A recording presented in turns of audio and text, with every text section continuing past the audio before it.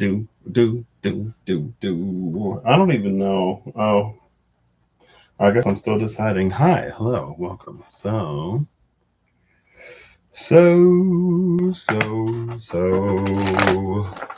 today I'm gonna do something similar to what I did with that one life. I don't even remember. I'm pretty sure I gave it a title. Actually, I might not have. Oh, I was gonna take a shot. Oh well, I'm almost done with that mango chili rum. And I was like, oh, I could take a shot tonight. So that one time I was live when I was using um the library and the high priestess and the seven of swords as like clarifiers.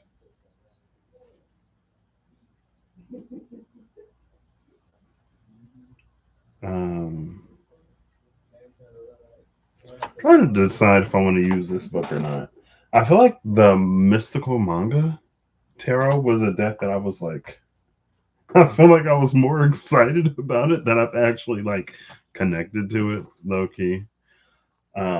Some of it, I feel like it's very almost like polarizing. I guess like some of them, I feel like some of the cards I feel like I do connect to. Some of them I feel like I really don't. Almost in the way of some of like Cyril Marchetti's tarot decks, where especially the court cards, I'm just like, who are these people? And some of the other cards too, where I'm just like, but some of the cards be hitting.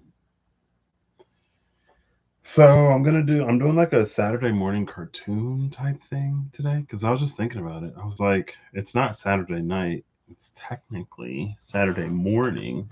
So that's why I'm using the Mystical Manga Tarot and the Mystical Medleys, the old timey cartoon one. I actually kind of love this book. I think I've used it before and I kind of forgot how much I like it. And so I'm doing the forest. So the booster pack last time reminded me that the forest clearing is another one of these sort of energies. Um, there was the pages that we've been seeing in the other booster packs, which is why I went looking for the library and the high priestess. From that last one, again, it reminded me of the forest. I'm actually going to use because I was thinking about what other significator I wanted to use for the forest. And when I was thinking about it, like the wolf has shown up, but not like the wolf has shown up as an energy sort of in the vicinity, but not one that necessarily approaches that space, right? So then I was like, well, there was the pear tree, Perth, and the Lafruma, but I was like, I don't want to use Lafruma as a significator. I don't want to use the pear tree as a significator. So then I thought of the bee in the wild unknown animal spirits, or just like bees in general. And because it was the scent of the flowers that was sort of our guide to that clearing. And I was like, oh, the bee. The bee would be pollinating the flowers. So it would be in that space in a way that the wolf isn't. So I'm going to use these, the forest and the bee, as significators, lion and stingray at the cut. And I wanted to. These are shuffling so well tonight. I wanted to use an oracle deck, and I wanted it to be again in that natural theme, in the theme of nature, but also like supernatural, I guess. So I'm stuck in between the fairy oracle and the mystical creatures oracle that I used last time. Not last time, but recently. Like mystical creatures as like, our neighbors. I feel like I'm honestly leaning more towards the mystical creatures because something about the fairies, it's like there are a handful, sure, but it feels like it's like more of a toss up, I guess, with the fairies, right? It's like, okay, like, is y'all being like for real or is this another trick? It's kind of like with, I guess, wild animals. Like, you want to make sure they're fed before you go and interact with them so that, they're not motivated by hunger or anything else, when you're in their habitat and in their home environment.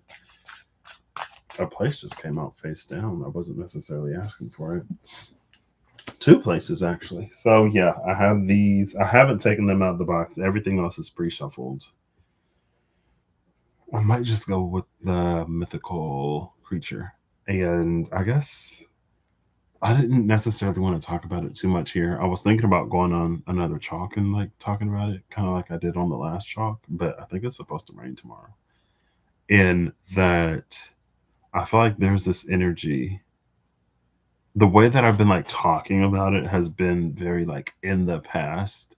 This is what happened and this is how we got here, despite our best efforts and despite like what we claimed and thought was happening, and it feels like it's related to the present and or future, like a current opportunity or a quickly approaching opportunity. So it's like, you know if in the past that's the way we handled things and we got the outcome that we're currently experiencing, if it's almost like use that as a frame of reference for what we want to experience now or next. If we handled things a certain way last time or in the past and we didn't really like the result that we got, right? Then it's like, okay, like maybe consider a different approach. So cool. All right, let's not waffle on too long. The two places that came out are the police station and the alleyway, law enforcement's home, order maintained, and hidden pathway shortcuts revealed. That shortcuts revealed would have been interesting off of the last one with that Three of Swords. Three of Swords, Two of Wands, Two of Cups from the Wild Unknown Tarot.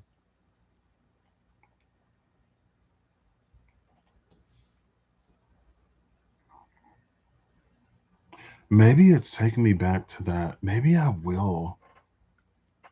No, maybe I will. No.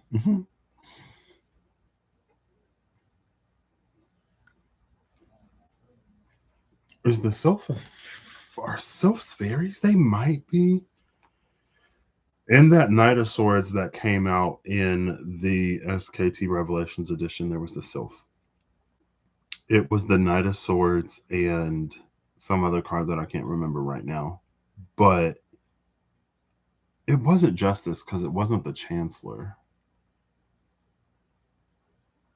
Who was it? I don't remember. But it was that it reminded me of the energy of the courthouse and was it the forest in the courthouse? And then we saw those were the two places, the forest and the courthouse. And then we saw the garden that came out of the Lenormand. And it gave me that like preternatural alignment because the sylph was there. And it was preternatural because it was like, to us, it would seem super like magical, mystical, whatever. But it's actually like keyed into this energy that's like sort of always been there. Right? Like the natural way of things that, you know, time has taken the memory of. And so, because of the sylphs, I might be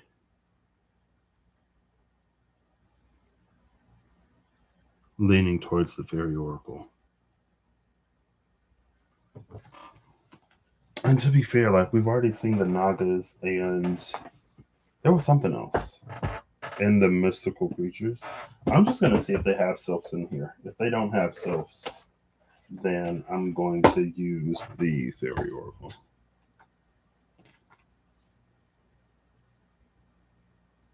They don't have sylphs, so I guess I'm using the fairy oracle. We'll see. I mean, but that's also part of it, right? You can't go sniffing for the pear tree in the forest and try to avoid the fairies. Like, you know what I mean?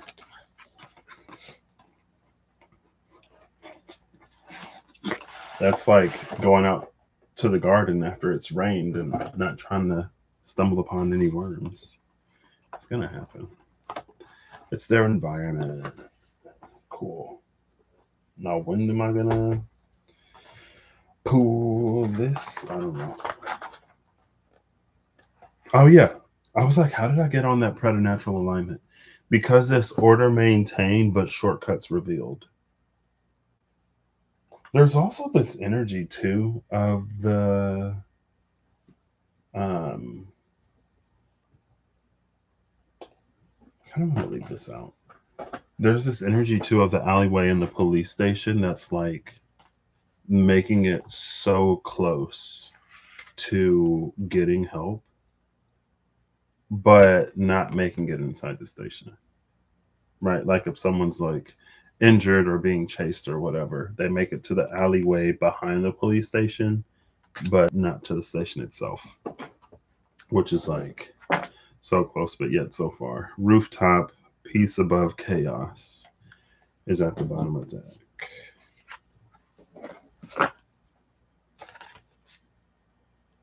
It almost feels like peace above chaos speaks to perspective. Almost like it speaks to perspective in a way that North Node Aquarius, while Pluto was in Aquarius, but Uranus is in Gemini energy, kind of like, because I remember when I was on the chalk, right? It was like feeling more like we were approaching a Uranus in Aquarius energy, but Uranus is in Gemini. But it felt like the way that it plays out and what it kind of like looks like Uranus in Aquarius, but there's enough of a thread that runs through it. There's enough of a rhyme and there's enough of a reason and there's enough deliberateness with how things are being carried out. It gives more order and more discrimination than Uranus inspires. And so then it's like, oh, okay, it's Pluto. That makes sense. Right. Because I mean, even in with the underworld, with a lot of afterlives, there is like a judging system. Depending on how you lived your life, that determines or impacts, influences the afterlife that you're going to experience. But with the Uranus and Gemini, it could be like localized. Like overall, if you were to look at the whole thing, you would see the rhyme and reason to it. But there are some points where it's like Uranus and Gemini can be the outliers, or it could be the epicenters of where stuff is like really crazy type energy. And so this piece above the chaos is kind of sort of given that like to go from like someone almost making it into the police station, literally the alley right behind the police station, to then like taking this bird's eye view where it's like you don't even necessarily sort of see what's happening in that specific area of the city. It's like, oh, today's like fairly calm, like it's a good day, nothing's happening, and it's like there's like, and then like being the person in the alley that's like right outside the police station, like I almost made it. Like, what do you mean nothing's happening? Hello, this is, something's obviously happening to me. Anyway, Interesting. I think I clocked that when I first looked at it because I was curious a few weeks ago of when the North Node is moving into Aquarius. And that's actually pretty early into Leo season. I don't know if it's going to be a more exact, well, I don't know how exact that opposition between the Sun in Leo and Pluto in Aquarius is going to be when the North Node enters Leo.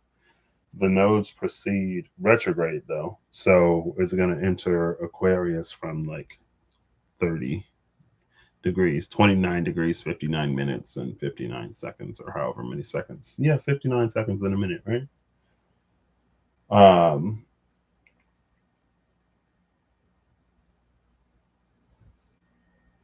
so it's interesting that the sun is going to be in Leo when that happens. Is that interesting or is that how it works? I think it's more interesting than how it works, but I'm not 100% sure.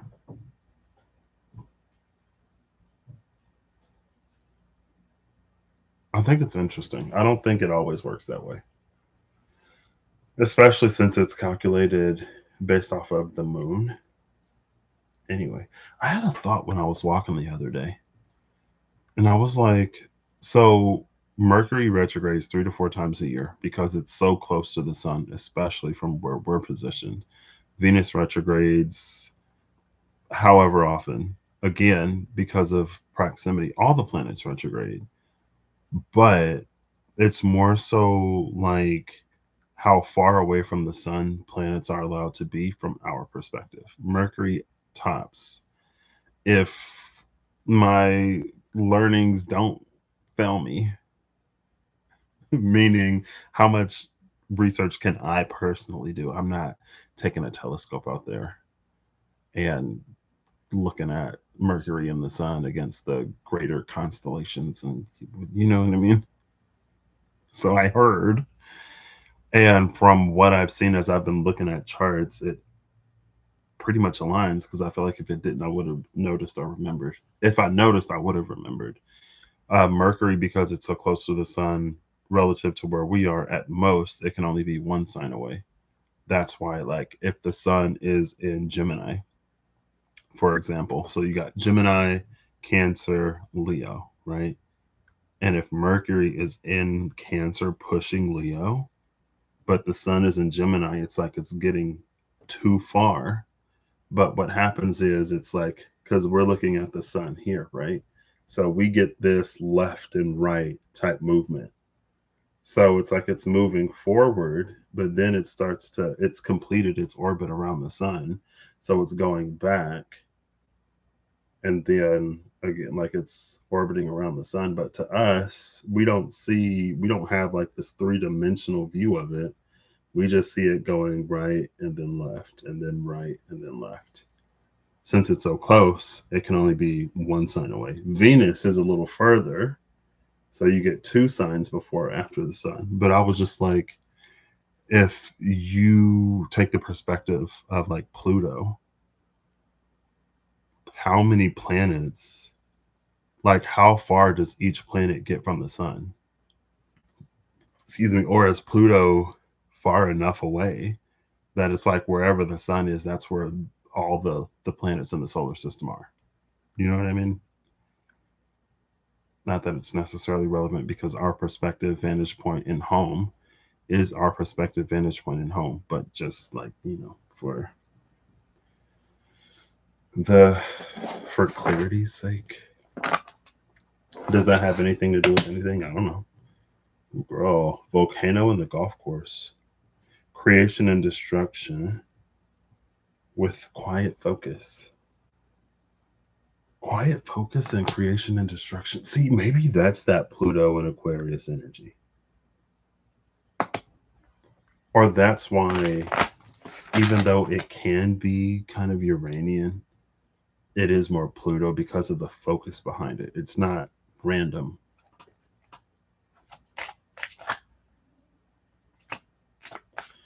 I'm not looking for flippers. I'm, looking for significators. We have the restaurant in the rain, chef's culinary delights, savor each bite, and nature's cleanse, quenching thirsty ground. With rain and restaurant, though, it's like the restaurant is where you run to seek shelter from the rain, or you have reservations and right, you're trying to run in so you're not sitting in your own wetness while you're trying to eat.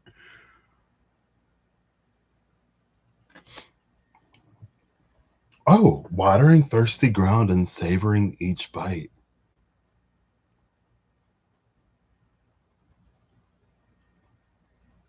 What is interesting about this combination is we saw the desert in the water known alchemy archetype. Sorry, the water known archetypes gave us the desert as this place beyond a liminal space. And it also, because of that place beyond a liminal space, it read as a sort of like above the firmament, right? So you're not necessarily like, it's like, you go to a new continent, a new landmass, a new country. Like heaven would be the capital, like the national capital, but you have like plenty of like states and towns within that nation.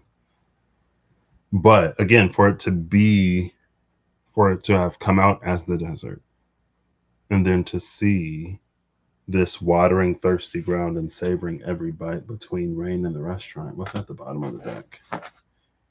Hot spring, warmth and rejuvenation.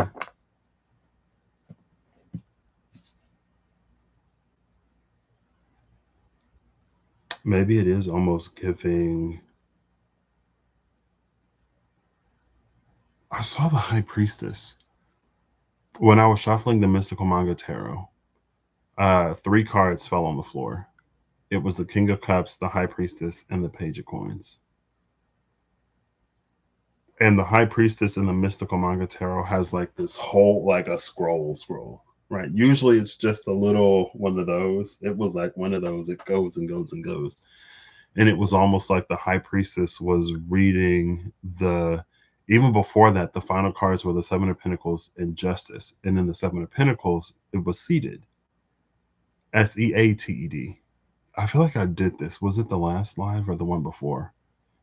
It was seated, Seated, the Seven of Pentacles, because what it had seated, Seeded, was like the soil was perfect, environmental conditions were perfect. It didn't have anything else to do but wait for it to grow. Right? There was enough um, like prenatal care that, like, through gestation into early postnatal, it was like good. And then justice was there. That was like, yeah, like, you don't really have to do anything. In a favorable situation, you plant the seed and nature does the rest for you, right? And so then I saw the King of Cups, the High Priestess, and that Page of Coins, and it felt like red, like the High Priestess was like reading off this whole, not terms and conditions, but it's like, make sure you do this and make sure you do that. And if it's too dry, make sure you water it. You want the soil to be this watery, but you don't want to overwater it, because if you overwater it, then you're going to drown the seeds and you're going to like wash everything out and blah, blah. It was like reading all of that, explaining all of that to the King of Cups. And the King of Cups had his eyes closed so that when the seed was planted with that Page of Coins, it could thrive. Right. And so it's almost like, because I'm like, where am I going with this? Because it was like, if you find this clearing in the forest, it's like finding or re-entering a space that might have been maintained, but it hasn't been lived in, right? So like if there's an old mansion that is in, like, someone inherits, right? It's like you go to the mansion and you're like, well, no one's lived here for however long, so you expect it to be kind of dusty or whatever, but it's clean.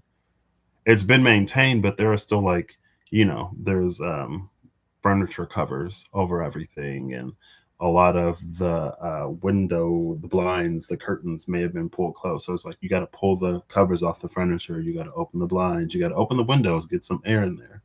It's like even though the place has been maintained, since it hasn't been lived in, there are a few things that you do to kind of like prepare it, and it's that energy of like, oh, like we have guests, let's put out the good china and whatever, get the stove the ovens fired up. What is it? Grab the grain and turn on the mill. I don't know.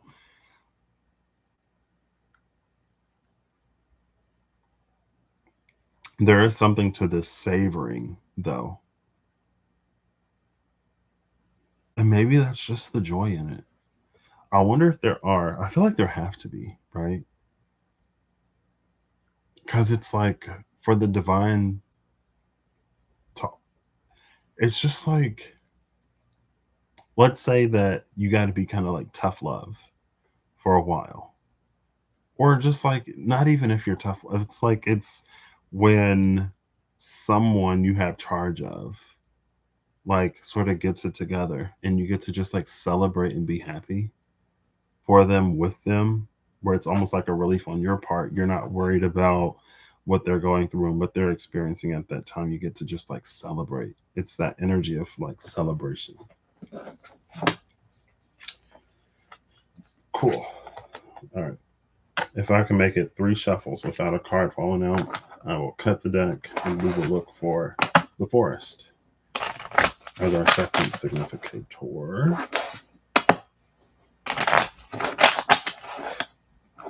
Oh, really?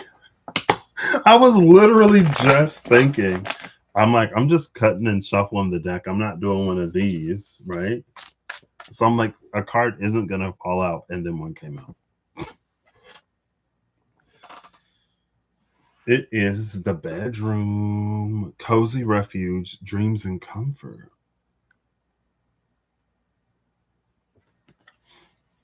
Now, obviously, what I appreciate about the dreams and comfort of the bedroom is we saw the Diary of Dreams in that booster pack before the last booster pack. But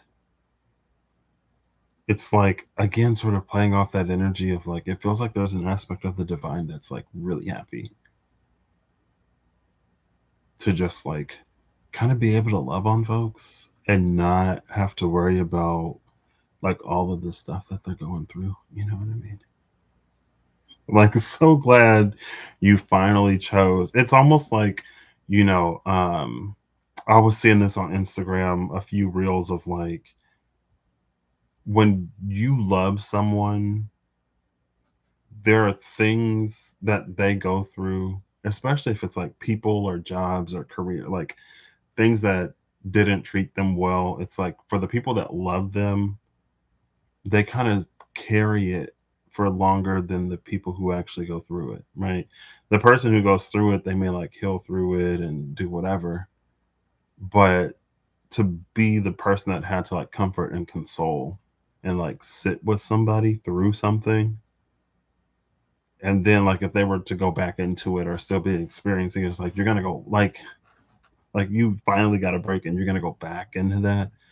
But it's that point where like they get the job that's right for them, that values them and appreciates them, recognizes their contributions, or they end up with a partner that actually like loves them and shows them that they love them and they don't treat them like crap, and you get to just be happy for them with them without all of the extra unnecessary stuff.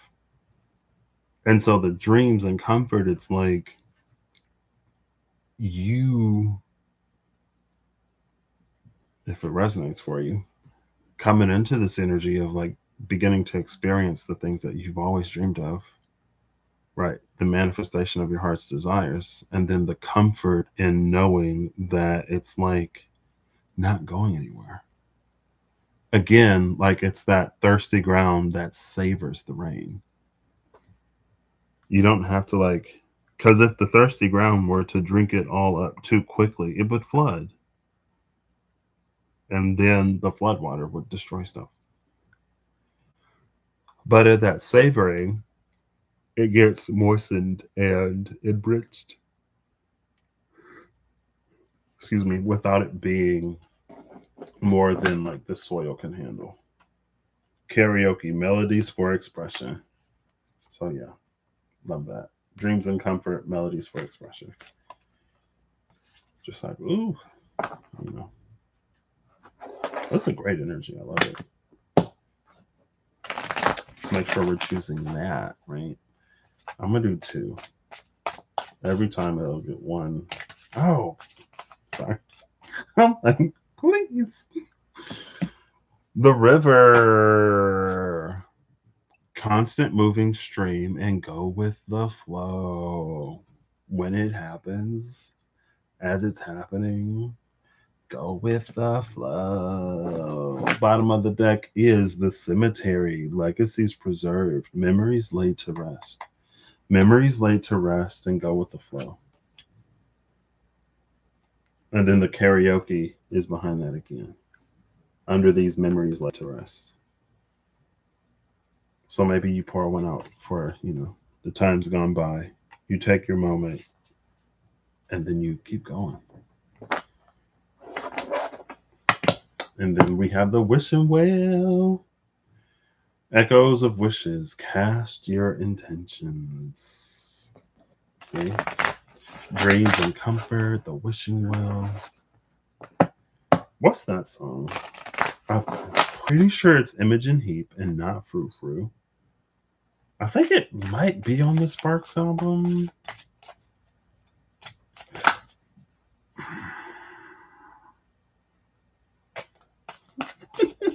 Oh no. Man, I got one that like flipped over. And I was like, I'm gonna keep shuffling it. And if I keep shuffling it and it like goes back into the fold instead of like flipping over, I'm gonna just keep going. But then a card flipped over and a card fell out. Two cards fell out, one card flipped over. We have the classroom, learning grounds, lessons taught. I literally, before I came live, I mean, my laptop has been here for like hours now, and I've been scrolling Instagram. And I literally just saw a reel that was like, uh, people talking about how every classroom they've been in, the window's never been on the right. The window's always on the left. The chalkboard, blackboard is always in the front. And even when like you go to the other side of the hall, it's the same thing. The window's on the left and the chalkboard is in the front.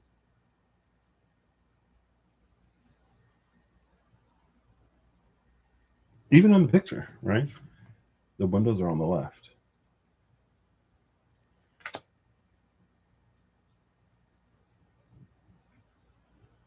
I don't know if that means anything. I actually had a dream last night. I was telling my number one fan about it. No, I'm like, was that last night or was that yesterday? I think it was last night. But I'm like, when would I have told her about it? Anyway, I had a dream that I was like at a school. I feel like I've been having a lot of like classroom school dreams lately, but I'm not actually in school. And so sometimes I'll be like, this ain't my lesson. Like, I'm a bounce. And it'll be some teacher like trying to talk to me all crazy about something. I'm like, I'm not your student. Don't ask me why I'm here because in the dream, I don't know why I'm here, but I already have, like, I'm educated. I'm just here visiting.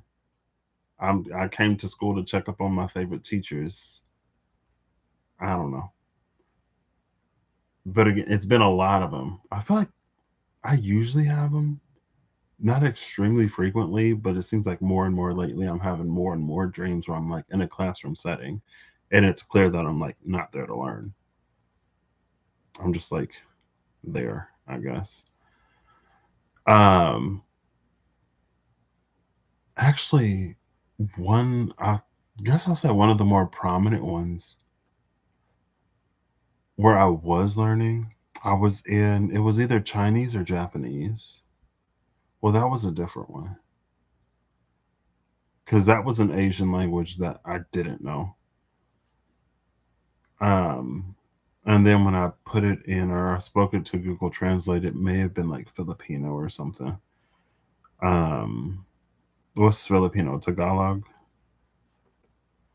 Um, but there was the one where I'm pretty sure it was Chinese.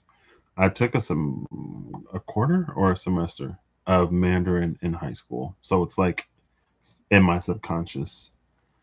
And then I took a few years of Japanese in college, so that's also in my subconscious. My brain gave me like French one time, and I've never taken French. Anyway, it's a dream, so you know. But there was some word that somebody had said, and I was like, "What does that word mean?" And someone said it meant president.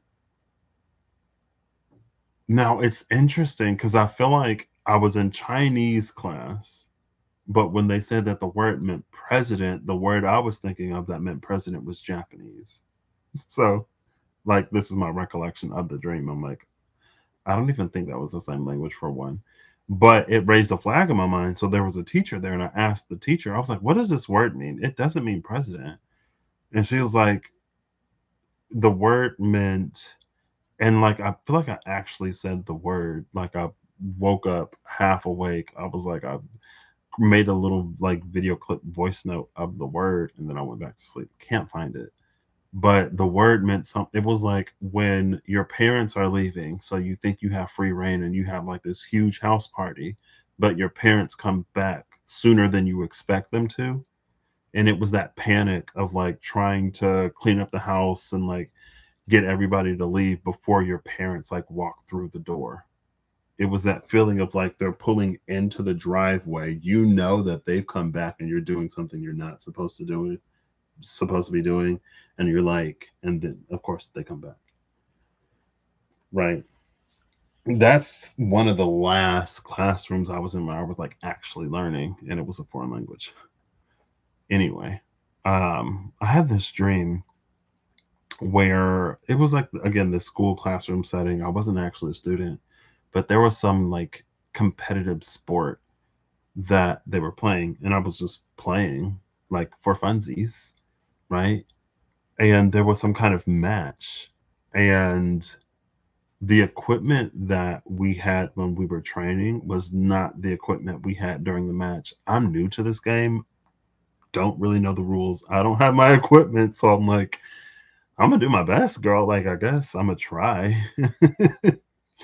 And then I went like, and after that experience too, I went and I played just like kind of sort of like pickup game type energy.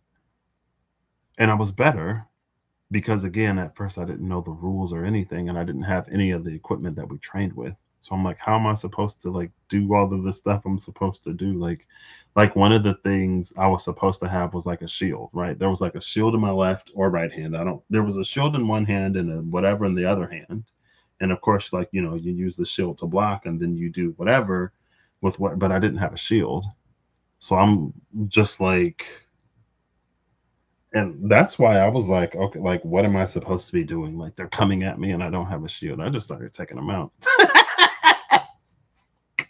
And then I'm like, when we were training, we had shields. Like, where's my shield? I was like, but I'm not going to let them, like, overrun me or get to the goal or whatever. So we got to do what we got to do. And, but when I did, like, the pickup games, it was different. And then like the teacher or the coach from the like the school team was like mad at me. She was like, "You're not like you're playing a lot better in these pickup games than you played for like the school team." And she was like trying to sue me or something. She wanted some kind of restitution question mark because I wasn't performing on the team. And I'm just like, girl, if you don't get out of my face, first of all, I'm playing for fun, right? I'm not a student here. Like when Damien was like, she doesn't even go here. That was me, right? And Mean Girls. Um, I still haven't seen like the new one. I think it's a musical. I don't mind musicals. I think Renee Rapp is in it. It's fine. And I'm like, should I watch it? It's anyway.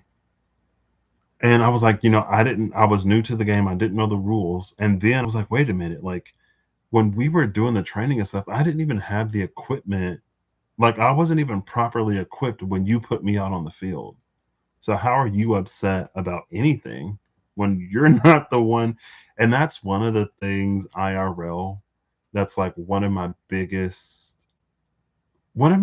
pet peeves is when someone puts you in a situation and they don't set you up for success, right?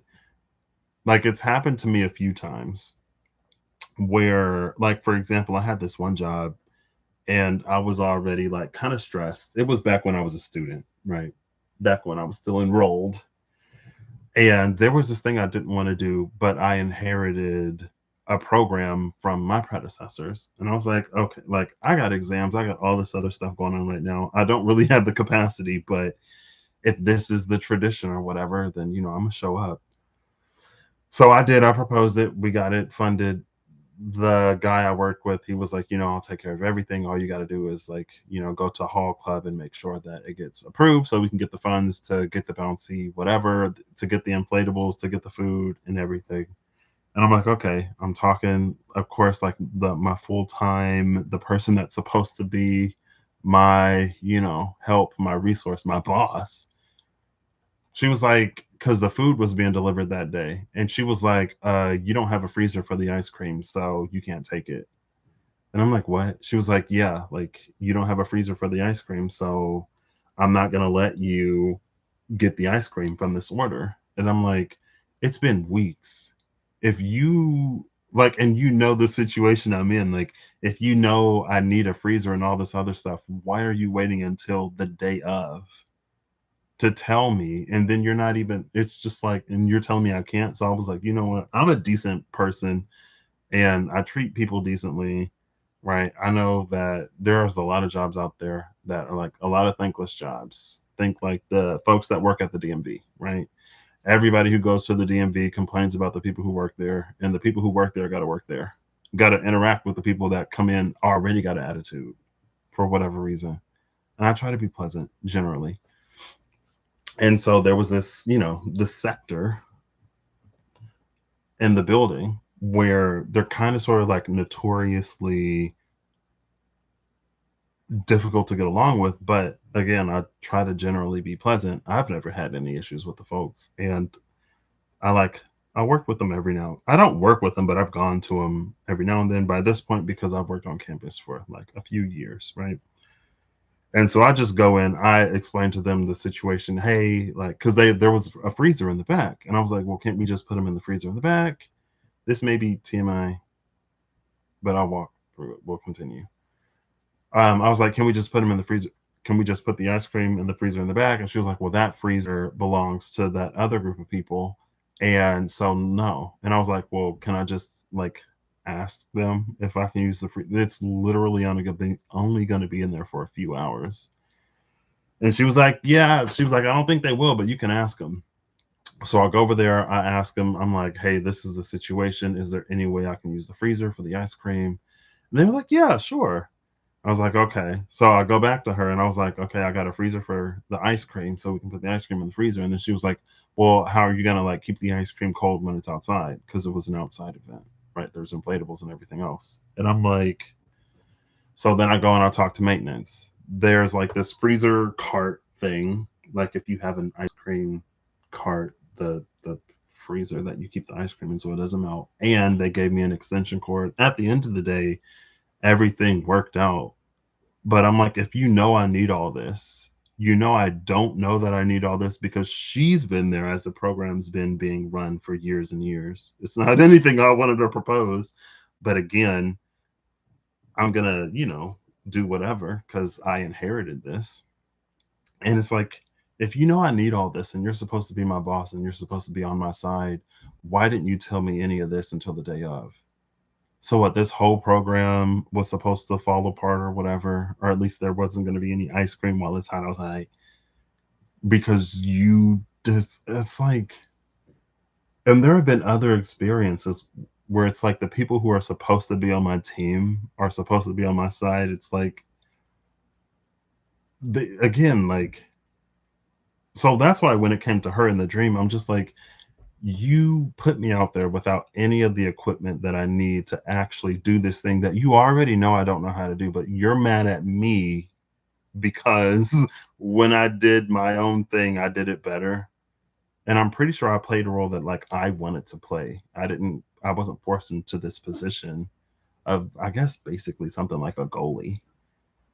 Because I was like, where's my shield? Hello? I'm like, they're coming, you know? And so I just like, if this is my role, if this is my job, I'm going to do what I got to do. And she was like, yeah. And then she was like, you can just, and it was so funny because she was like, you can just give me 17 pounds. And I was like, pounds? Hello? She was like, yeah, just give me 17 pounds. And I'm like, I'm not giving you anything. Hello? You set me up for failure and you're mad that I didn't like crash and burn. Girl, you better go play with your students. Don't play with me. Right? Anyway. And I did have another dream in the classroom where again, I'm just there. And somebody walked in and it was one of those like magic mirror on the wall, who's the most powerful of them all. Like there was somebody who like walked in who was supposed to be like some super famous celebrity that I didn't know. Basically, not like verbatim, but basically the dream was I'm sitting in a classroom again. I don't necessarily know why. I know I'm not a student. I'm not learning anything. I'm just there. Someone walks in and they're supposed to be like famous and well known or whatever. And I don't know who they are. Maybe it's because I don't go to the school. I'm just here for, I don't know, maybe I know somebody and it's bring a Patrick to school day. So Patrick is just at the school. And it's fine. Um and there was something that it was like magic mirror on the wall. Who's the most like famous of them all? And the face that showed, I was like, oh my gosh, I know that person. Like I know her. And then the celebrity there was like mad at me because again, I didn't know who they were. And they were mad at me. And they were like, well, actually, that person's not a good person because blah blah blah blah blah blah blah blah blah whatever. In the dream, I kind of bought it. And I was like, oh my gosh. And then it's like I woke up from that dream into another dream. Or it's like there was a break in the dream. Cause then I was talking with my bestie, the one I used to question mark sometimes question mark do the podcast with. I was talking to her and I was like, girl, I just had this dream that was like crazy. Like there was some random person in there that was like trying to get me to not love a girl that I am obsessed with because she is that girl. And when the question was asked, like, who is that girl? Her face is the one that came up. How you mad at me because you ain't that girl? Hello? You mad at me because I don't know you and who are you? The magic mirror don't even know who you is. And you mad at me? Because I used to kick it with Snow White back in the day. Anyway, and I was like, oh my gosh, it was so crazy. And then I woke up, I was like, oh, what does it mean? I was almost brainwashed into thinking, anyway, it's fine. But I had that dream when I was in London. That's why I was like the 17 pounds thing. Anyway, I feel like this was like a tangent beyond a tangent beyond a tangent, but maybe in some ways kind of not, especially for what this energy is sort of like coming off of the back of, right? We saw the token creature, the one that wasn't the pest, the fractal. We saw the fractal of the badger. There was the badger pest last time, which was the shopkeeper's bane, but all the shops are peddling poison. Um, sorry, that was a whole nother tangent. It was like I had to collapse it, I had to close the window, it was pop up, and I lost my train of thought. But yeah, then we saw like that forest clearing, right? And just like there was that Nine of Swords energy in the Diablo Tarot, where it's like all of these people with their swords held high, not realizing the truth of the energy that's like behind it. It was like devil energy. But it's like at the same time, it's like if you really think about it, if you think about what you're doing, and if you think about the impact of your actions on the wider world at large, it's like obvious, right? If you say you're about love, but all you do is spew hatred,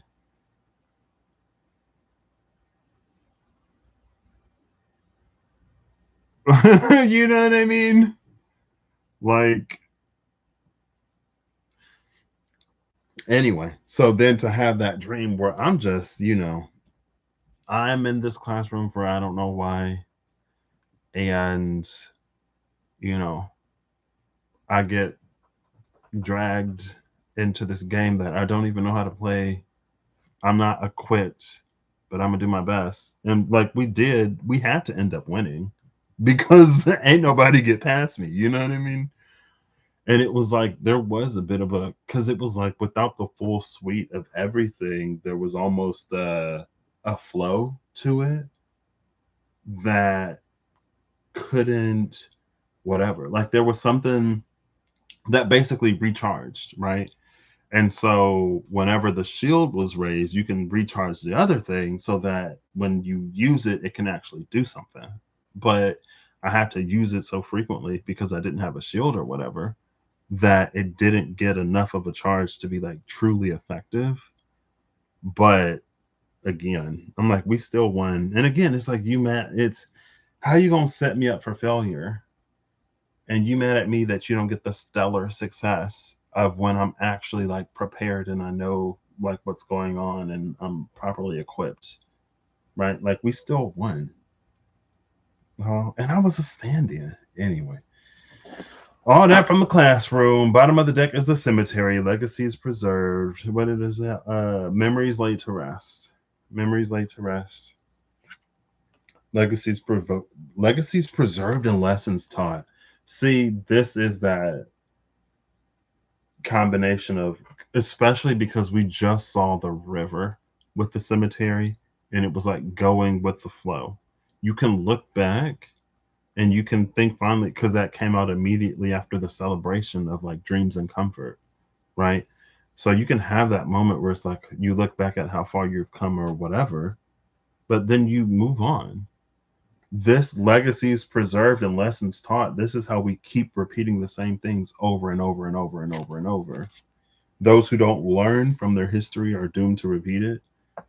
The preservation of that legacy is a legacy of, you know, that's how descendants even, and that's something that I mentioned in the last one too, right? In that live where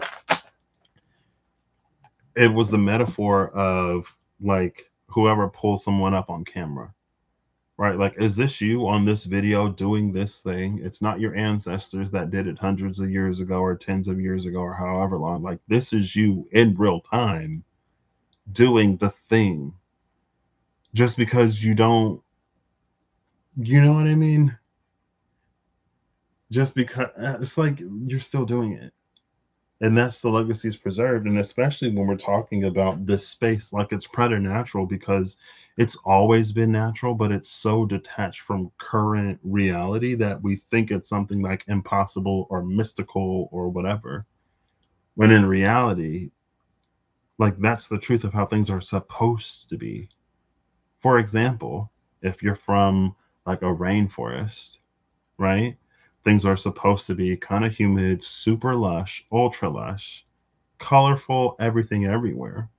But if something interferes with the rain, and so it doesn't rain for a day, a year, decades, everything is going to like die and dry up. And so now that we've been living in what it has been a desert for hundreds of years, we can't even conceptualize of like the lush, verdant sea that like this area used to be known for. So when we see like a colorful bird or a flower because it rained a little bit, we're like, oh my gosh, what? Like vegetation that's not is it C4 or C3? It has to be C3 because it can't be a C4. It's not a cactus. what? And it's like, yeah, because the place remembers what it, like, that's what it was supposed to be, not all of this. And then the lighthouse illuminating paths at the bottom of the deck. Love it. Like, that's what this place like is, not what it has been, but it's. And again, because people have had to survive for as long as they've had to survive, like, you can't survive in a place based off of like what it used to be. You won't survive very long if you're waiting for the mangoes and the coconuts and all of the fruits that used to be abundant and a plenty in this area. If everything is dead, you're gonna starve before anything changes. And so to almost like make it more sort of human, it's not a surprise that we've had to adapt in the ways that we've had to adapt, but we also must recognize that like the truth of things, you know what I mean?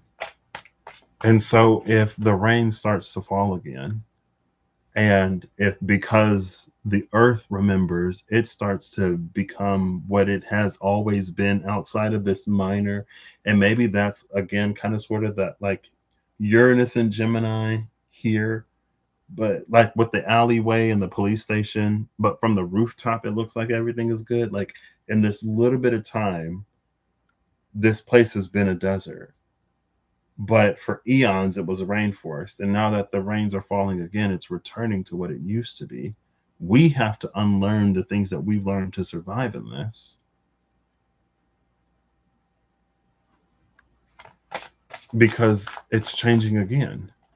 What enabled us to survive and even thrive when it was a desert, it's not going to be as helpful. It could even be detrimental when it becomes lush again, right? You're not going to see any cactuses anymore because it rains too much.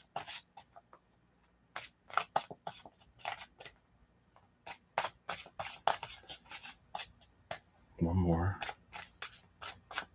Finally, 57 minutes in, and I can like get this deck to the point where cards aren't still flipping out. All right. We have the garden, botanical treasures artfully arranged, the beauty salon, transformative space, self-care and rejuvenation, and rain, nature's cleanse, quenching thirsty ground as the bottom three places. And we're looking for the forest. The forest is our, excuse me, significator today.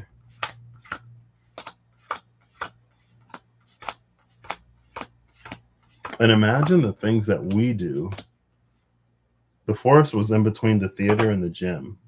There's the theater kids, and then there's the jocks. And then you have your Troy Boltons, question mark, that do both in the gym and the theater. Venue of storytelling, let the story unfold and build that muscle, fitness center. Let the story unfold is interesting, especially because allow the world to be rewritten is coming back through virtue of the energy that's here. Right.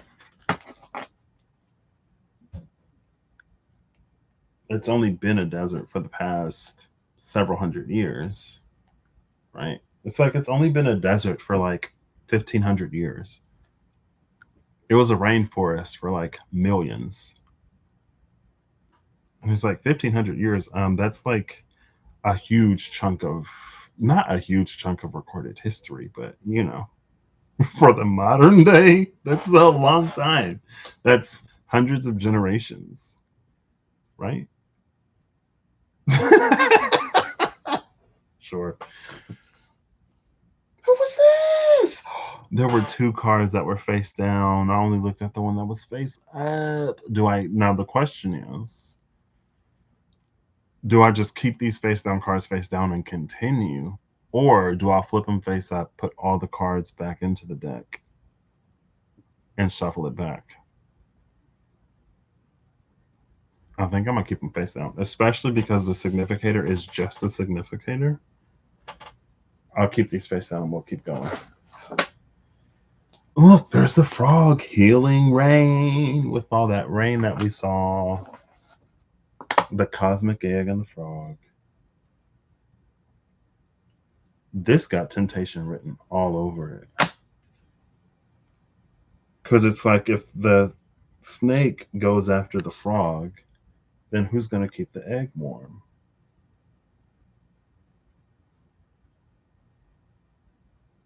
Is this a point where healing does more damage than good? Or were the practices themselves? Then we saw the beaver with the cosmic egg, and the beaver is taking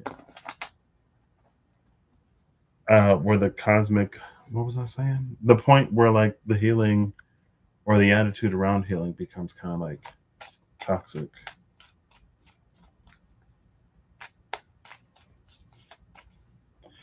And it's toxic in a way that's almost very like I know in it there was the one kid, I think maybe on House, like, or is it Grey's Anatomy? I haven't watched any of Grey's Anatomy, but they used to come up on my YouTube shorts when I was like scrolling, right? It's that trope of like the kid that has the overprotective parent, the overbearing parent that like puts them in a bubble, or like it puts them, the parent that puts their child on medication, and the child is like, well, it's because I'm sick. I take this because I'm sick. Like, my parent told me that if I don't take this, then, I'll die because I'm so sick. But then when they go to a doctor, the doctor's like, you're perfectly healthy. Like, you don't need to be on these. And even if it isn't harmful to their health to keep taking medicine that they don't need, it's like it's the lifestyle. It's the things that they don't get to enjoy. And it's like if they weren't enjoying something because it would be detrimental to their health if they were actually sick, that's one thing, because that's the adapting that we have to do to our environment. But to miss out on things that don't need to be missed out on, to not have experiences that one is perfectly capable of having, maybe this is a little bit of the, because again, there's something about that, the place that has been well kept but not lived in, right? You don't want, it's like you want people to enjoy things. That's why there's that energy of like that joy of like someone's moving into the mansion, like the person's finally working for a team that appreciates them, or they're finally in a healthy relationship, and now they can like be that kind, beautiful, generous, open-hearted person they are without being taken advantage of. And it's like the anticipation of the happiness and the relief at all that mess that that person ain't gonna experience no more. But so this is almost like the other side of that, and knowing that, like, or finding out that, and again, it's different. It's when you miss out on experiences because you think it's what's best for you, that's different than like when you find out that you could have been doing all these things because you've been perfectly healthy this whole time. You know what I mean? Now the spider is at the bottom with the fish. Good luck catching a fish in the spider web. I feel like even if they were in the same environment, it's like the oiliness of the fish would just have it, like the web wouldn't be able to stick. Now we have the fish and the black egg in the same space as the fish. Interesting. Maybe that moon, that orange crescent moon. Ooh, and now we have the sea serpent. That reminds me of another dream I had, but it's fine. That was actually a pretty interesting dream. But you're not here to listen to me talk about my dreams. Oh, girl. The frog came out. The lamb at the bottom of the deck.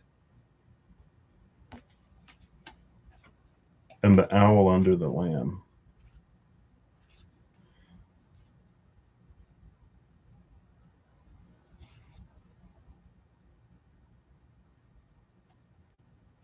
Maybe that's, the naivete, someone's innocence or ignorance that's been taken advantage of.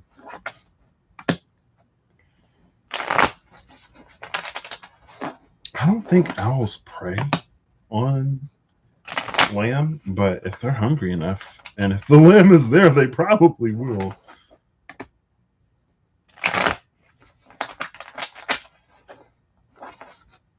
There's a starfish. I saw the starfish a lot in the pre-shuffle, but it was like it came out last time. Oh, darn it. Shout out to Rob who sent me a reel of a polar bear because the bear just came out. The bear, the vulture, the otter, the sea serpent, and the firefly all came out.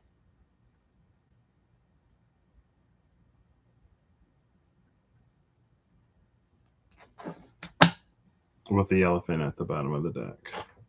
Interpret this as you will. I'm going to keep it pushing. I'm going to keep it pushing. I'm going to keep it moving. Maybe I could have looked at it, but was it the bear, the vulture? Bear speaks of hibernation. The vulture is a decomposer, right? I don't think vultures kill. I'm sure they're capable because they're fairly big birds. But decomposers are more opportunists, right? And they like wait for things to die. With that bear hibernation, I'm actually going to look at these.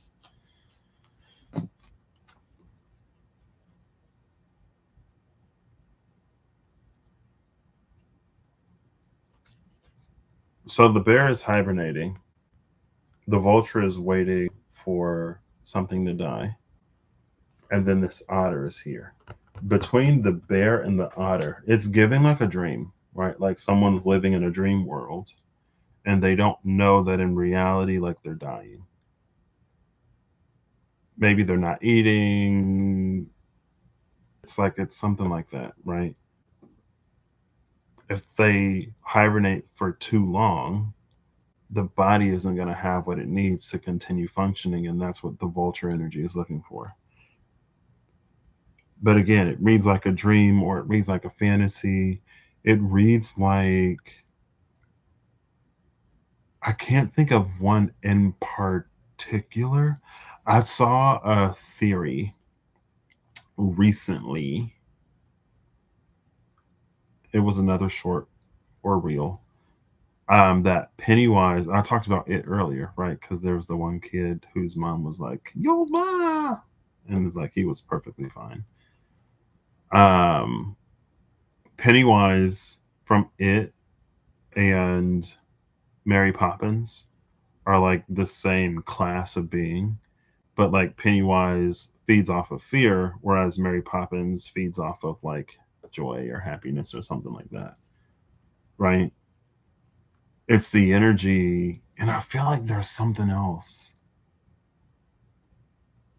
It's almost like kind of like an incubus or a succubus type energy where like it'll put you to sleep and it'll give you good dreams and it'll feed off of the joy and the happiness that you experience in the dream. But if you don't have a nutrient intake, your body is going to, it's like slowly dying. And it's this attachment to this dream that keeps us from doing what we need to do to continue to survive in reality. Like you got to eat at the very least because your body requires fuel to like for your brain to work and for your lungs to pump oxygen, well, for your lungs to pump air, for your heart to pump the blood. Like, you need energy to do all that. And so it's like it again, it's this energy that puts someone almost in a false sense of security as it waits for them to slowly die. That could be literally, again, with that nine of swords that we saw with the energy that reminded me, that called forward, that is a reverberation of that nine of swords that we saw in the Diablo tarot. It's like there's a lot of false security, again, like all of the ways that we've learned to survive in the desert. And let's not even start to theorize about where all the rain is going or why it stopped raining in an area that was a rainforest for literally millions of years. All of a sudden, the rain is gone in this one particular area. It sells us a dream and feeds on us and waits for us to slowly die, not doing anything, moving anywhere in reality. And then we have the sea serpent and the firefly. The sea serpent and the firefly, we have all the elements here. The bear is earth, the vulture is air. No, yeah, the bear is earth. No, we don't have fire. The firefly, but it's in the name. See, but that's the thing. Okay, that confirms it. The bear is earth, the vulture is air, the otter is water, the sea serpent is ether, spirit, and the firefly is air, even though it has fire in its name. It felt like this sea serpent is like circling the firefly. The firefly is this dimming light. It's like it's getting dimmer and dimmer and dimmer because, again, it's like it's this bear that's caught in hibernation, that's stuck in this dream, that neglects the things that it actually needs to be like physically healthy enough to continue like living. It's like if someone's like hooked up to a machine, right? Usually you have like fluids and stuff to keep that person, to give their body what it needs to keep living, but there's no fluid here. It's almost like if you think of the Matrix, but instead of the Matrix being a life where everyone is miserable, it's like it's a life where everyone is like happy. Or it's the promise of something happy when it doesn't. I mean, the dream is, if you can trick the mind, and if the mind is having an experience, then who's to say it's not real? Right. It feels like the sea serpent is circling the firefly, but there's some kind of reason why it can't take the firefly out.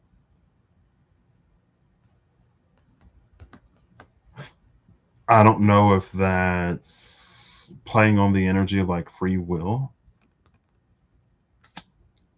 and divine non intervention, right? Especially if we're in the dream. And if we will the dream to continue, then it can't be. I'm listening to this audiobook series and someone is charmed, right? He's not really. So it's not a spell that he's charmed by. It's just someone's unnaturally high charisma. They're just so charismatic that the people are like generally charmed, but it's not an actual spell that's used. It's just an effect of high charisma. And to break it, he has to break his own pinky. It's one of those, right? And when he like breaks his pinky, he instantly snaps out of it. And his manager, speaking of managers, his manager, who was like supposed to be a guide but became his manager, he's like, you have to break your own pinky. And he's like, if anyone else were to do it, it wouldn't work. No one else could break him out of that spell that he was under. The thing that wasn't even a spell. No one else could break him from the charm effect. that he was under, he had to break himself out. And it's like, it's that energy kind of sort of here, right? And that's, it puts some, like, because if you give someone nightmares, then they're going to want to wake up. And they're going to be a lot more likely to accept help in ending the dream. But if someone's having a really good dream, it's one of those dreams you don't want to wake up from. And the person, is that a movie? The person is like, I'd rather just keep dreaming. And then they slowly just like fade away.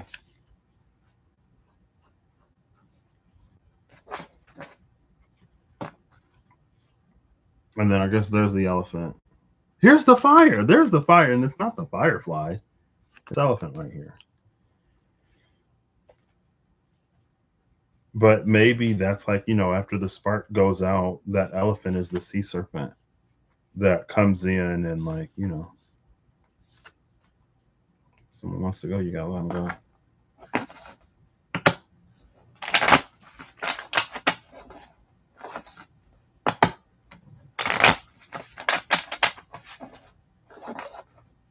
The tiger and the crow. All right. Same deal. 1, 2, 3. Looking for the bee. Hyena, mouse, and cobra. Interesting. And then the sea serpent is there under the cobra. The cobra is like when the student is ready, the master appears. The cobra is the energy of the master. Also, the cobra and the sea snake, sea serpent, fire. This is the true fire, the element that was actually missing. That isn't that firefly. And even if it was the fire, it's like settling for scraps when the whole of everything is like on offer. And it feels like that's where like that 3 of Swords energy and like trauma and what we how we adapt to survive to certain circumstances, that's where all those energies come in, where it's like, hey, like, you don't like have to live like this, or you don't have to do this, or you don't have to whatever, right? And it's like, yeah, but it's what I'm used to. So I'm like, okay, well, anytime you want to come inside, it's like being in the 5 of Pentacles energy, but someone's like, hey, like, I see you're injured. Do you want to come in and get a hot meal and get patched up? And you're like, no, I'm fine. It's kind of sort of low key that Goob energy from Meet the Robinsons, where he's like, everyone hated me and I was miserable. And everyone's like, hey, Goob, what are you doing this weekend? Hey, Goob, how's it going? But in his mind, he was having the experience that he was having. And again, that's the thing. That's the double-edged swordness of like the mind and the brain and the mind, where it has that much control over someone's experience, even if it's not reality. Anyway, what are, besides cobra food,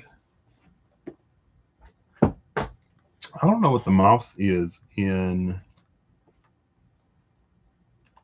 this deck. I know what it is in the Lenormand. Detail-oriented, small-minded, nitpicky, and nervous. When out of balance, busy with no purpose. To bring into balance a meaningful project. You could read meaningful as real and not part of the illusion, especially because we're talking about the dream that, the bear gets stuck in as it's hibernating. It's actually like a really heavy, kind of depressing energy, which is so, it's not surprising, but it's like the polarity and the dichotomy is so extreme between the energy of like your heart's desires like being made manifest, and the dream or illusion where that you don't want to wake up from. I don't know.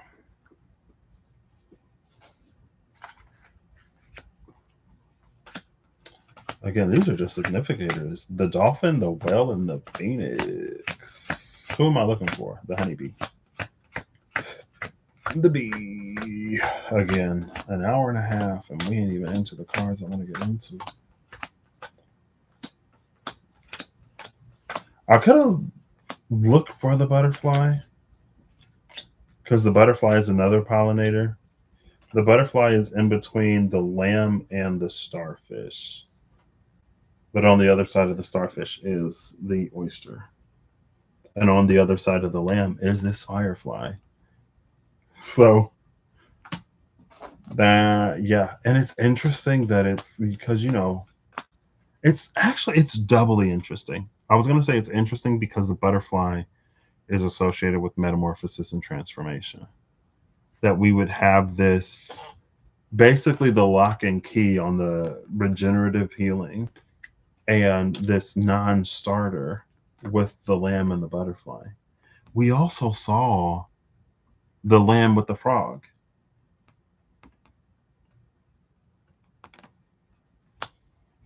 It's doubly interesting though because of the Eight of Swords that came out around the High Priestess in the Wadanon Tarot.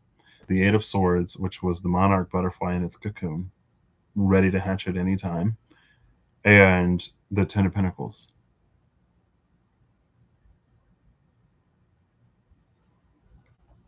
But again, that was the energy that came out around the library. And I mention all the time that the Seven of Swords is my card of birthright in the Wadanon Tarot, but it's not a birthright that's like freely given. It's a birthright that's attained, right? Like you work through whatever the Six of Swords are, whatever the Six Swords are in that Seven of Swords. And when you're ready, the fox reveals the seventh sword, and that's the birthright. But again, it's like a birthright that someone matures into or earns. It's not just because of who their parents are or what their last name is or an environment that they grew up in.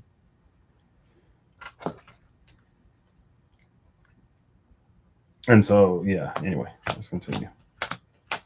And to get strong like IRL, you got to do stuff IRL. You know what I mean? Or you can dream all day that you're like some super strong and powerful bodybuilder, whatever. But if you don't go to the gym IRL, you're gonna be looking like SpongeBob. Interesting. The bee is in between the fish that we saw and the camel. It's a waxing and waning crescent. Now, and the unicorn. The unicorn is after the camel.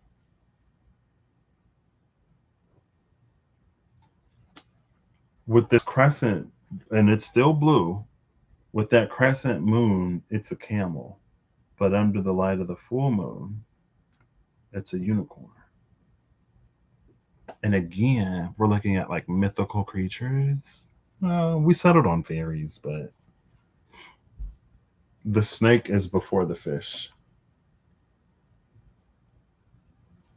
So, because again, we had that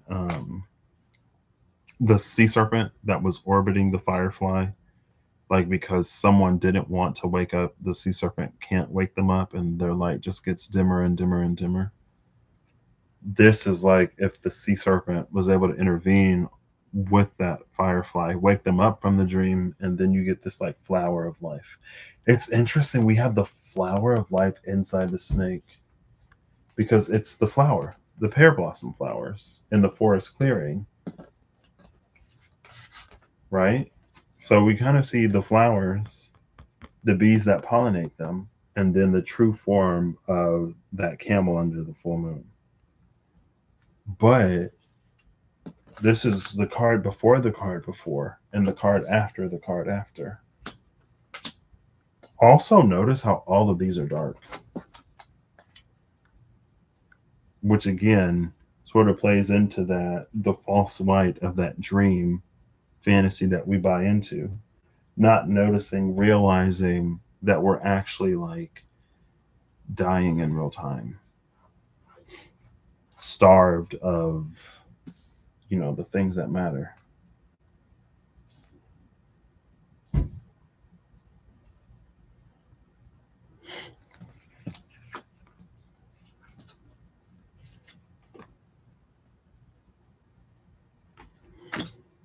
But here's the B.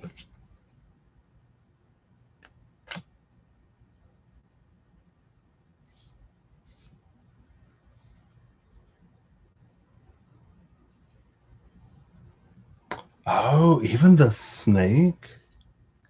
It looks like that moon, doesn't it? Where it's like thicker up here, and then it like gets thinner towards the end.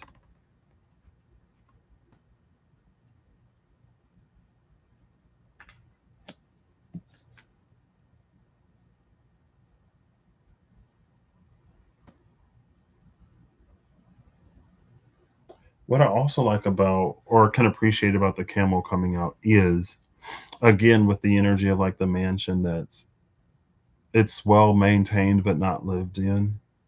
There's something about the endurance of the camel that like really speaks to that.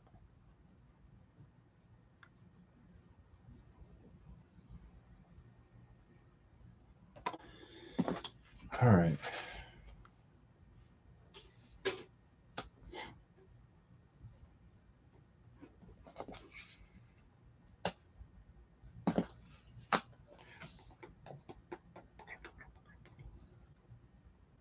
This is all fire and water.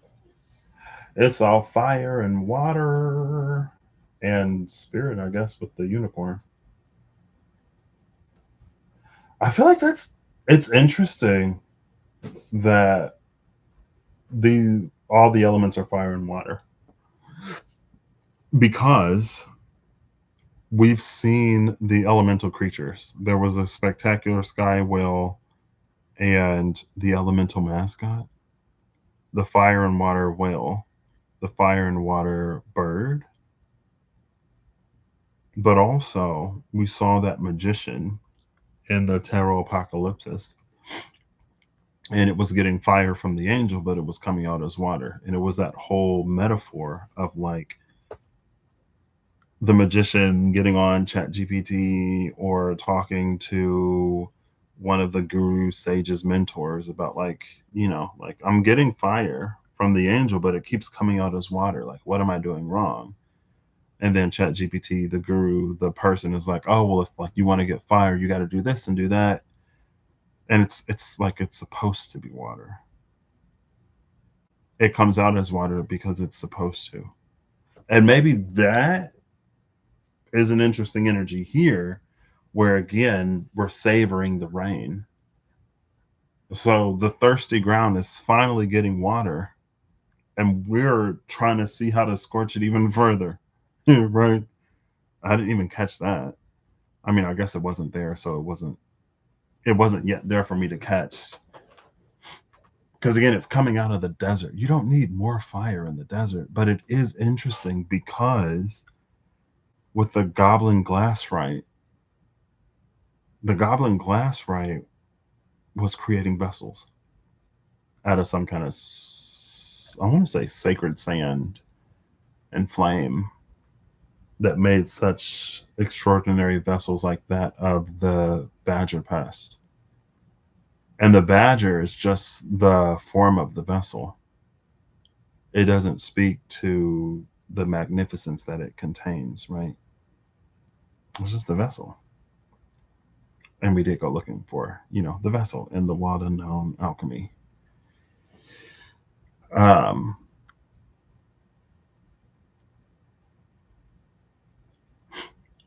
and I guess the snake is earth. But immediately before and after, we have water and fire. And that was a thing, right? If Chat GPT or the guru or the guide or whoever was in the know, they go, Like it's again, they would communicate that it's supposed to come out as water, even though you get it as fire. Like that's just how it works. And it was like the hallucination of and hallucinate the hallucinations of AI is interesting because of that dream and the things that aren't real, right? The dream of that otter while the bear is dying. Anyway, I guess we'll go mystical manga first. What other deck am I using? The mystical medleys. How do we actually read this? The Eight of Swords and the Hermit at the cut.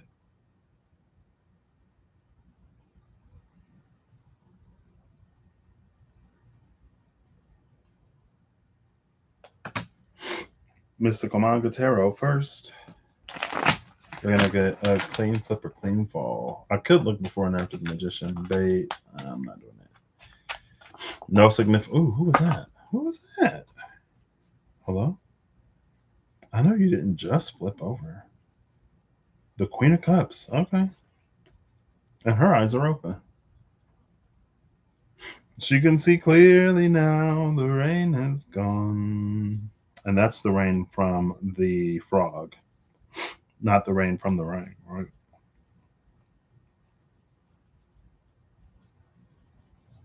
And that's not to say that we don't need to heal, right? It's not to say all the stuff that we don't actually need to do. Oh, snap, Blooming Rose. How's it going? My favorite Aquarius. I mean to blow my nose. Blow my nose. Yeah, it's not to say that like we don't need to heal and like in the time of the desert, we do what we need to do to survive. But then in the time of the rains, we go through that transition as the earth is remembering and transitioning back into what it once was. And then, when it's all lush and stuff again, we live that. So when we get there, right, like the bear does hibernate seasonally, but if it continues to hibernate through the spring and the summer and the autumn and it wakes up in the middle of winter, there's not going to be anything for the bear to eat. Right? So when it's time to wake up, we wake up. When it's time to rest, we rest. All right, I want a clean flipper, clean fall, please. I feel like I'm starting to get hungry, and it's much too late to be eating now. I've reached that ripe old age where if I eat before I go to sleep, I get like indigestion or whatever. I wake up miserable. Yeah, I was that the snow rose. What was that? A song you sent me a while ago. That just came in my mind. All right, let's get the mystical medleys. Or do we want to start with a Brian Shroud Fairy Oracle?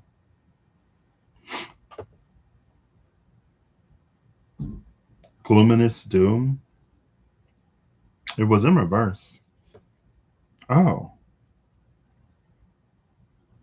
there are reversals in here? I am so confused. Yep, there's reversals in here. Okay. There must be reverse meanings in the book. I mean, if Glominous Doom is in reverse, then hey, right. I ain't gonna put it up right. Maybe it just sounds more ominous than it is. Ooh.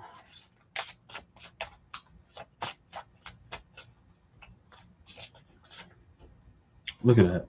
Do I take it? I feel like, oof. Yeah. I kept shuffling and it flipped all the way over. Bottom of the deck is the Singer of Transfiguration. How interesting. Because again, I went looking for the butterfly. I'm going to have to blow my nose. Give me 1 second. I'll be right back.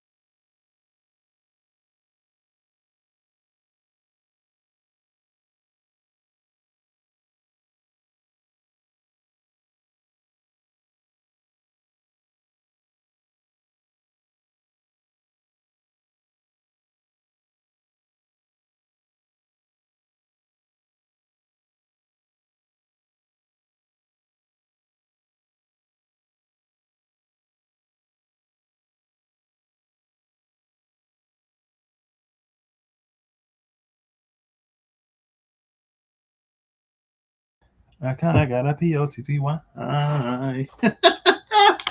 gonna have to go to the bathroom.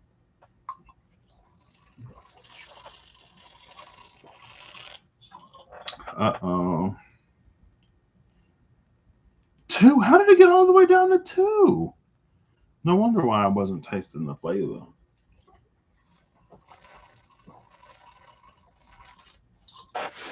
Okay. Yeah, so, excuse me. The butterfly is also a pollinator, but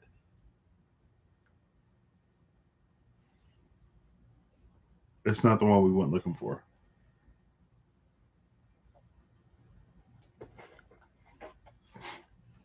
Right? And again, it was that energy of like, it was that like, it's interesting that the butterfly, which is about transformation, wasn't the pollinator that gets us to the forest.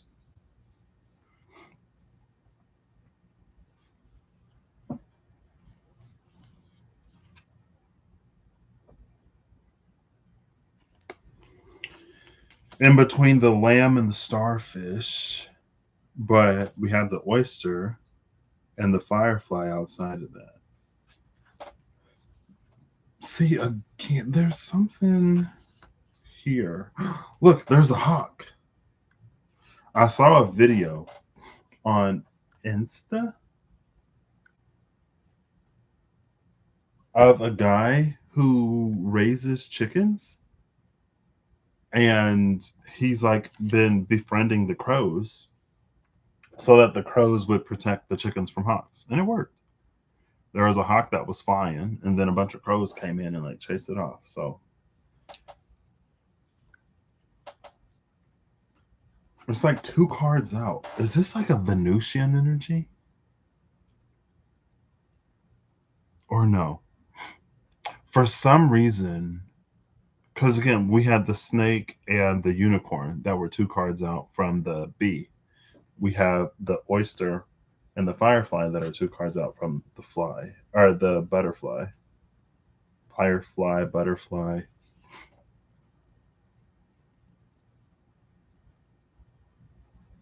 And I was talking about how, because of their proximity,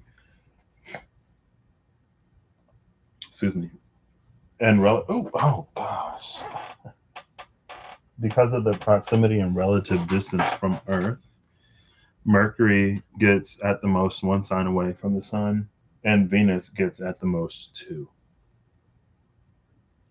This is giving me a little bit of that Ool vision, Ool energy, just because in this bee we see the light like totally encapsulated, and there's a lot of darkness around it.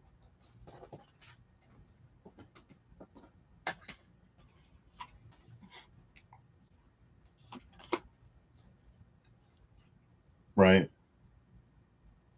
And Ool was that like the 12th cycle, which is what Brahm Flusse 12th Ool.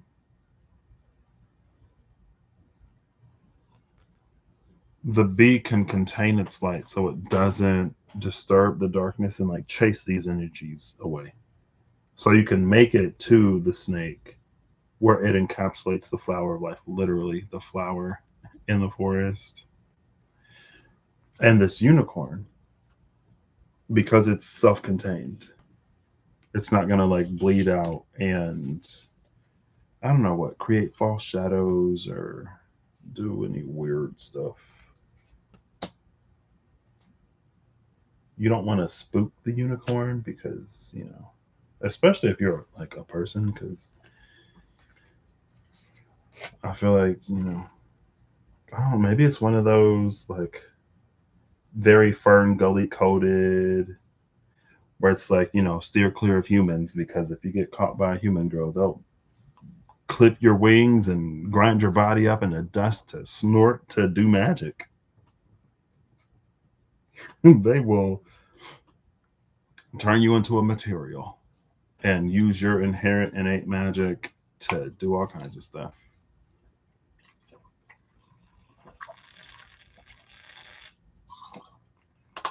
What did Rumpel used to say? All magic comes with a price. There's some magic that doesn't, but it ain't the kind that the greedy folk find. Who came out? What is, I can barely read any of these. Gawacha?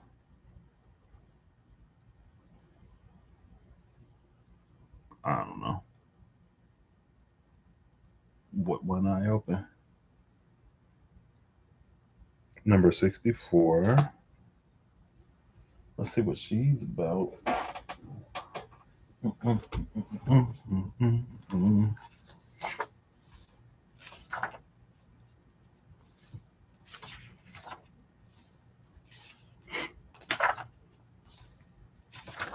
Oh, I can't wait for the rain tomorrow. The allergies have been allergiesing.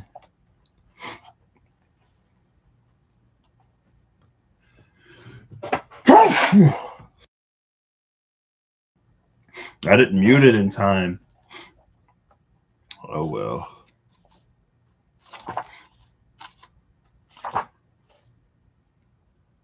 65, 64.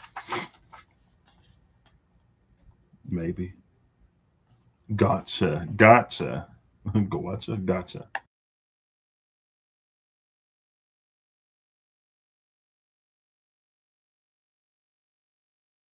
Excuse me.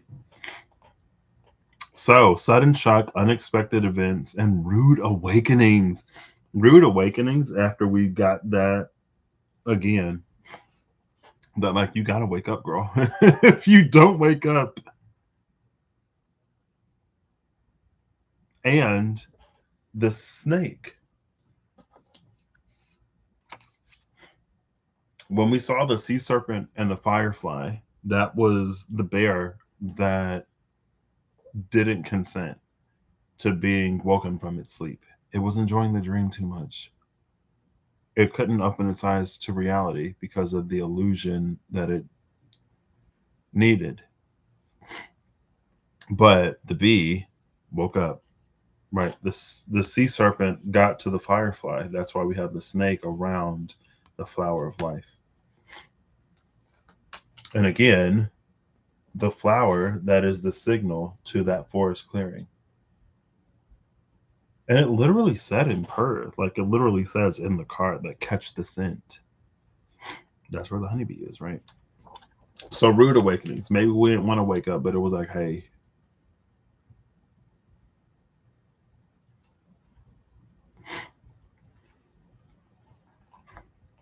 There's a quote here. It says, bad fairies nip and prod us, asking for simple acknowledgement of their presence in our lives, insisting that we take notice of them, the first step to healing and change.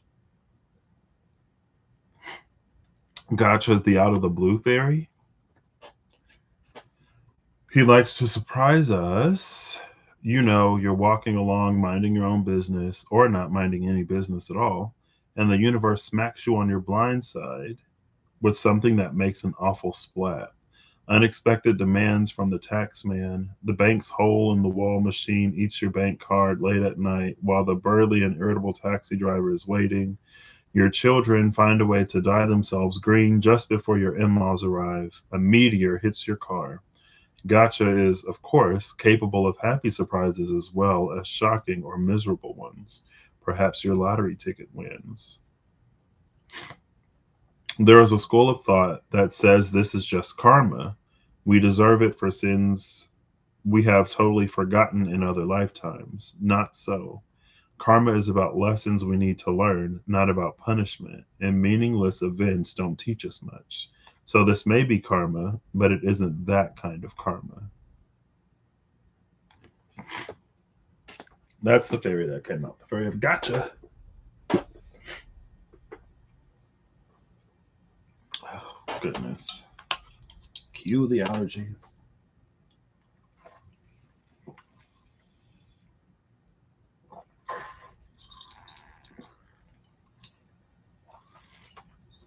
Good thing I fueled up before the live. Excuse me. Filled up my water bottle. I'm gonna have to sneeze or like blow my nose again. I got like a tickle up here now. Oh. Rude awakenings. What? I mean, it mentioned sudden events. Also, um, I'm gonna blow my nose and I'm gonna run to the bathroom. So give me a few minutes.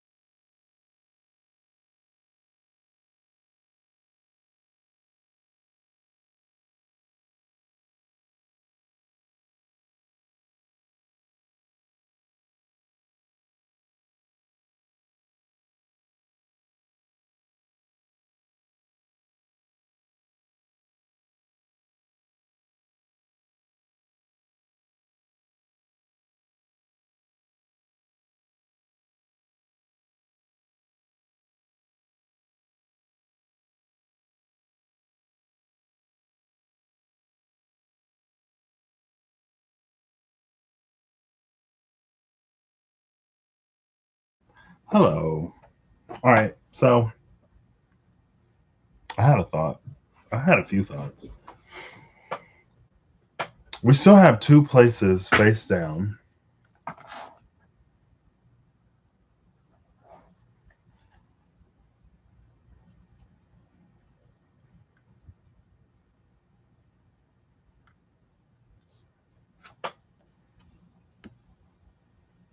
We have reversals.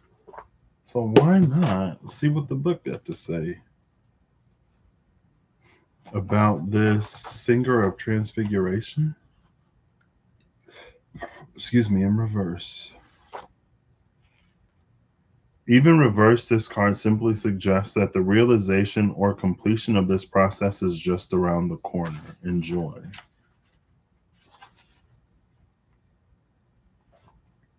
The singer of transfiguration is transformation, transcendence, and metamorphosis.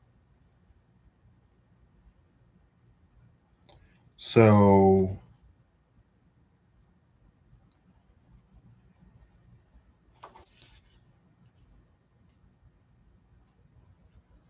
we got realizations, completion of a process with sudden awakenings. Because, oh my goodness, I'm thinking of the, again, like that frog where it's like tantalizingly close to, it was a snake in the egg.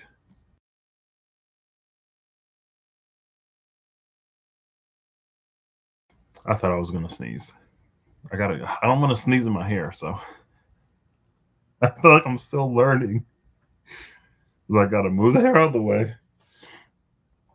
There was a snake around the cosmic egg and the frog, right? And that's where that like when healing can be toxic or too much, right? Now we have the snake coiled around this like flower of life pattern, so it wasn't distracted. So with this transfiguration in reverse and this transformation in reverse, maybe someone, it's almost like metaphorically someone thinks they're like really ill, so they're about to go through like a procedure, right? Have something removed or added or whatever. And it's not until like the pre-surgery whatever that the doctor's like, hey, you're perfectly healthy and you don't need this procedure. All right. And let's say that the parent is there and the parent is like, well, even if like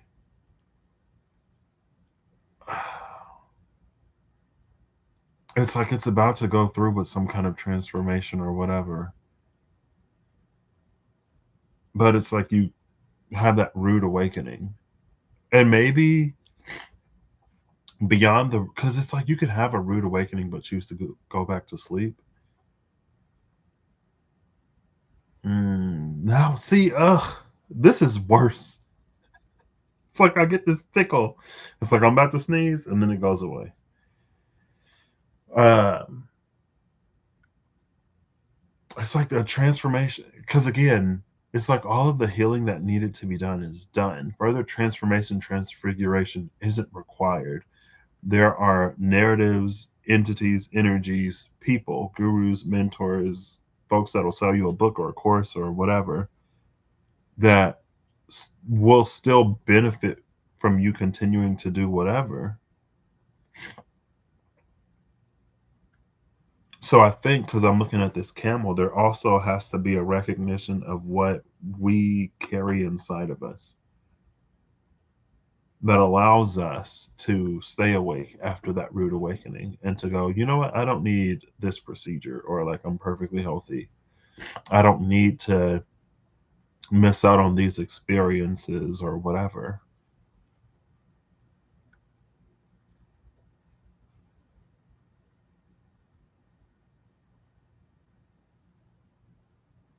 And it's almost giving me that Three of Swords. Well, we saw it.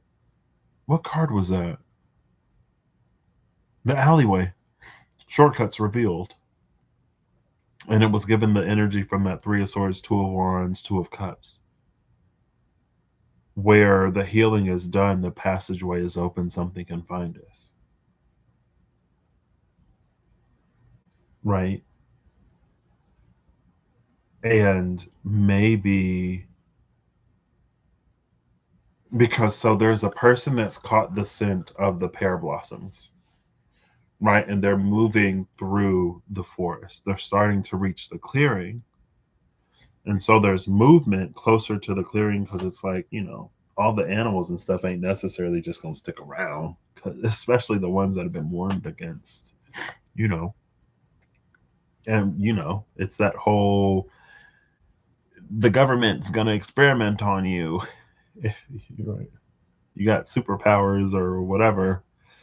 Either the government's going to dissect you and experiment on you, or people are going to cut your wings and grind them up and snort them so they can do a little bit of hocus pocus or whatever. Like, be wary of humans. And so there's a lot of movement.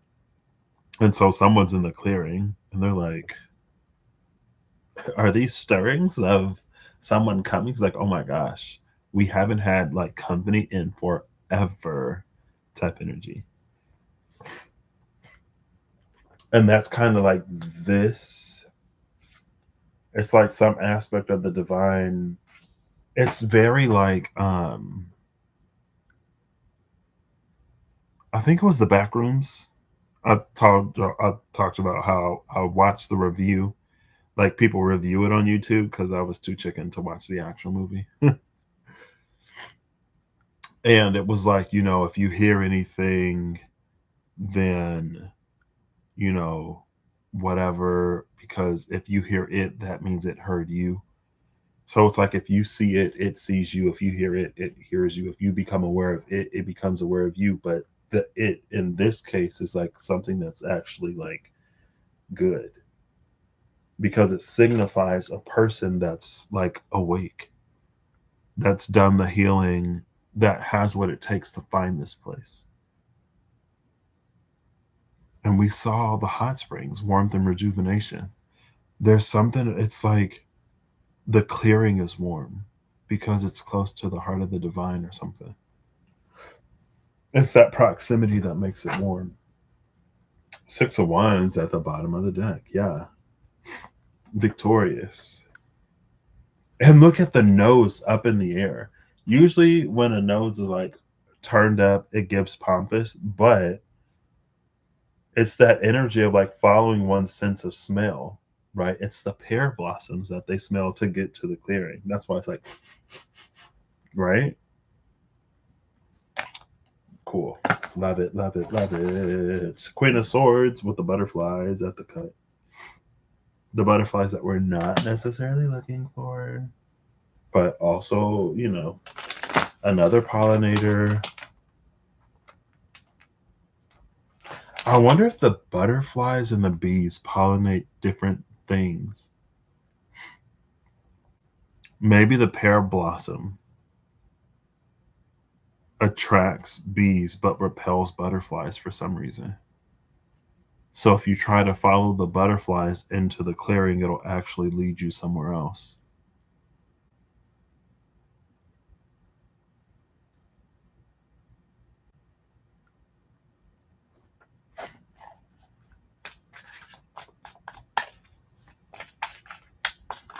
$64. One more. Cut. I'm going to pull the 6 from the top, the 4th from the bottom. 1, 2, 3, 4, 5, 6. The 5 of Swords. 1, 2, 3, 4. And the Devil. What I love about this combination is it's like immunity. I feel like that energy's come out recently. Immunity to devil energies. It could like rip those chains out the thing. It could cut those chains. It could break the chains. That giant is powerful enough. Those chains aren't gonna hold it. Bottom of the deck is the Hierophant. This like the Hierophant is the other side of the coin of that devil energy. A lot of times the Hierophant gives you salvation. It'll also give you demons and devils to be aware of, right?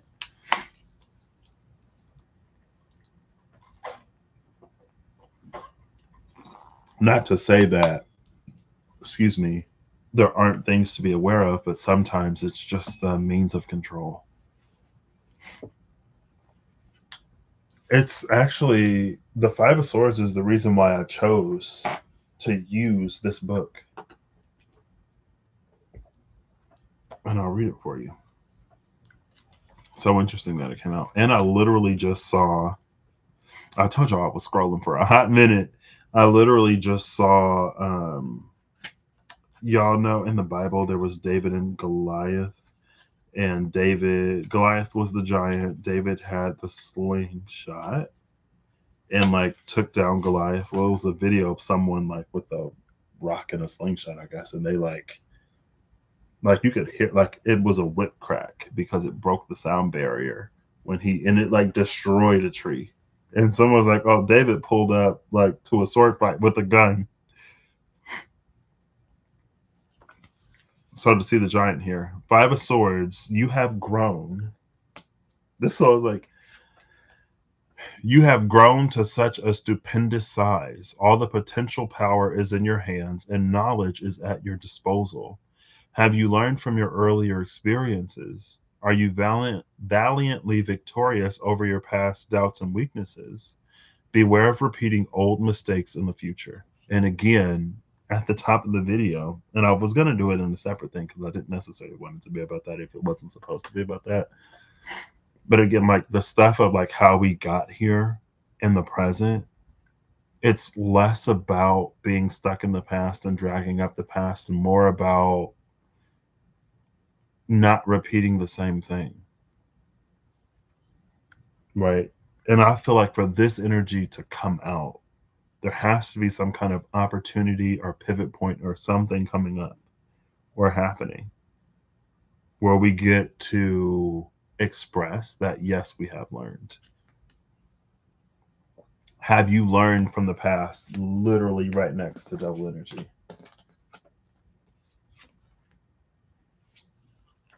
Right? Rude awakenings. I'm going to read it one more time. You have grown to such a stupendous size. All the potential power is in your hands and knowledge is at your disposal. Have you learned from your earlier experiences? Are you valiantly victorious over your past doubts and weaknesses? Beware of repeating old mistakes in the future. Also, the Six of Wands was at the bottom of the deck. So, yeah. Or the Six of Wands showed itself. I would say valiantly victorious, yes. So, Devil card in swoops the daunting Devil of Darkness. Be afraid, the lowly mortal. Okay, sorry. Let's try again. In swoops the daunting Devil of Darkness. Be afraid, ye lowly mortals, for what have you been hiding? What have you neglected as you grew to be an adult? Luckily, this friendly denizen of dilemmas has brought fire to illuminate the darkness and bring everything into the light. Search around you, and you will find treasure hidden among the trash. It's time to cast off those shackles you've become so accustomed to and let go of your prejudices. See your problems in a new light and bring them out in the open for all to see. Once you recognize your fears and face your foes, the unknown becomes known. But is that a curse or a blessing?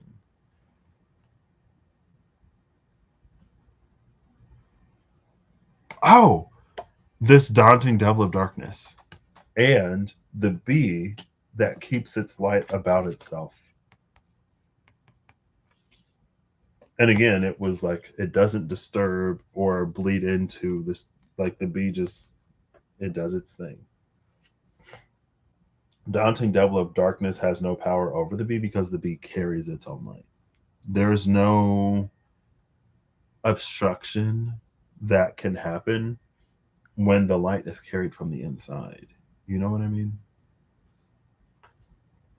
Especially because of all the healing and prodigious power. It would have to be an internal blockage, and somebody ain't in the business of doing that no more. I think I'm going to do the same here, or am I going to get another fairy? Because we still have the mystical manga tarot. Am I doing the 6-4 again? Oops. Let's see, I'll give it 3. Okay.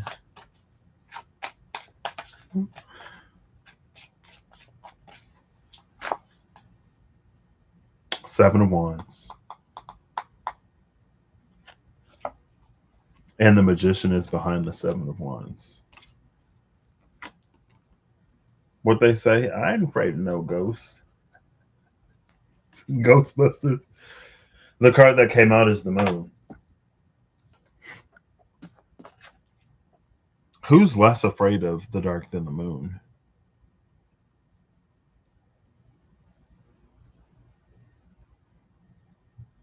And this is a full moon. You see how much illumination it's doing to the dark? Sorry. Ooh, that gets a little hot. There you go. You see how much how illuminating that moon is? Also, we see the lobster, but it's not in the water. That transformation, I don't know. It's interesting when transformation and healing like aren't the name of the game.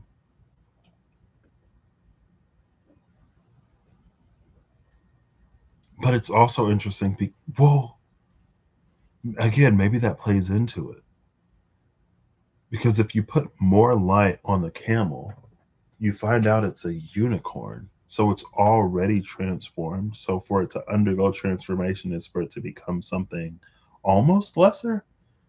or to become something that it's not. Full moon, we see the unicorn. Full moon, right here. After that, denizen of the darkness, full illumination.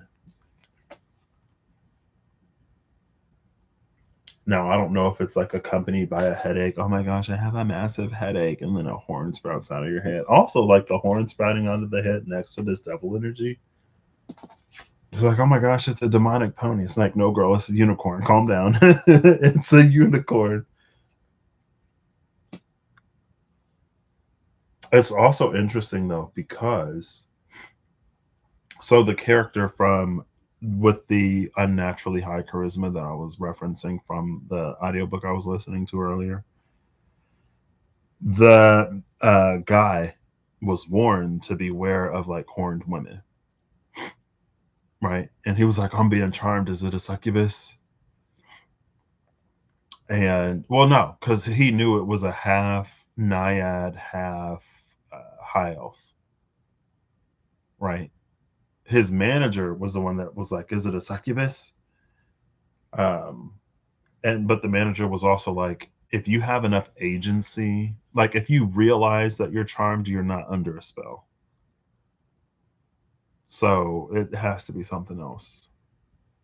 Like the fact that you're like asking means that it hasn't taken root yet. It means that it can still be stopped. The fact that like you can acknowledge this and you're aware of this means that you can still make a choice for the outcome to be different. The fact that something isn't yet set in stone, even if it has begun, means, and like if it resonates at all, means that you can still put your power to use in a way, face whatever you need to face in a way to have a different outcome. The two places on the table, it's the lake. Perfect. Sorry, I don't know why I said perfect. Reflective shores, tranquility awaits. Look at that tranquility that awaits. And the office, area of productivity, goals achieved, goals to be achieved, goals to be achieved, and tranquility that awaits. It could be because it's the Five of Swords and the Devil. This, it's like it's reading as the moment. You've grown stupendously in power and size. Again, can easily take care of these chains. And there's even more illumination than the little bit that devil energy is sort of like giving.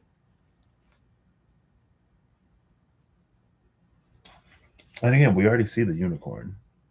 So many crescent moons here. We actually have, like, you could say a new moon here because there is no moon, but the flower of life.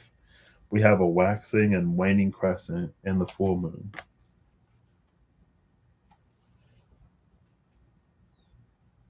Lots of lunar cycles.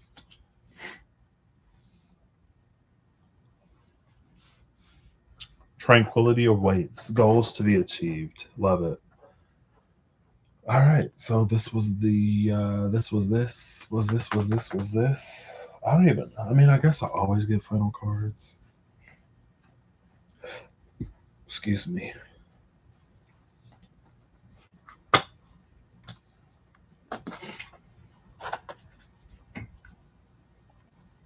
And again, there's recognition in that gotcha. So maybe there are fairies that protect and defend that clearing. Maybe there are energies that kind of like misguide, misdirect, defend, protect, however they do it, that space.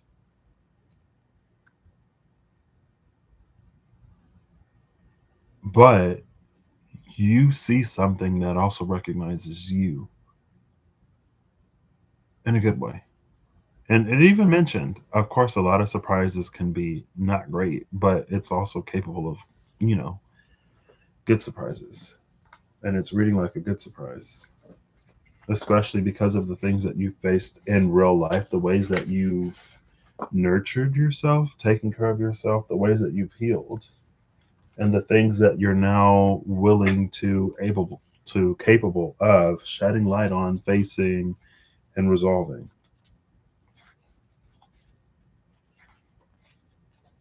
Goals to be achieved. Tranquility awaits.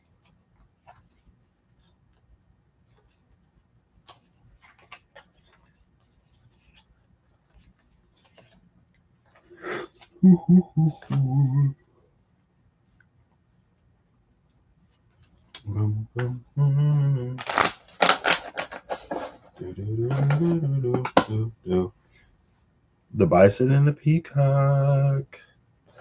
The buffalo, sorry. The buffalo still at the bottom. It's giving Tatanka. So I'm pretty sure, is it David Little Elk? Is that his YouTube channel? He talks about Lakota Sioux Dene. Maybe Dene is a different people's.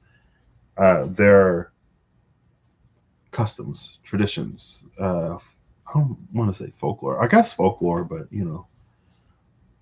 And he mentioned when there was the bear. Oh my gosh, literally the bear.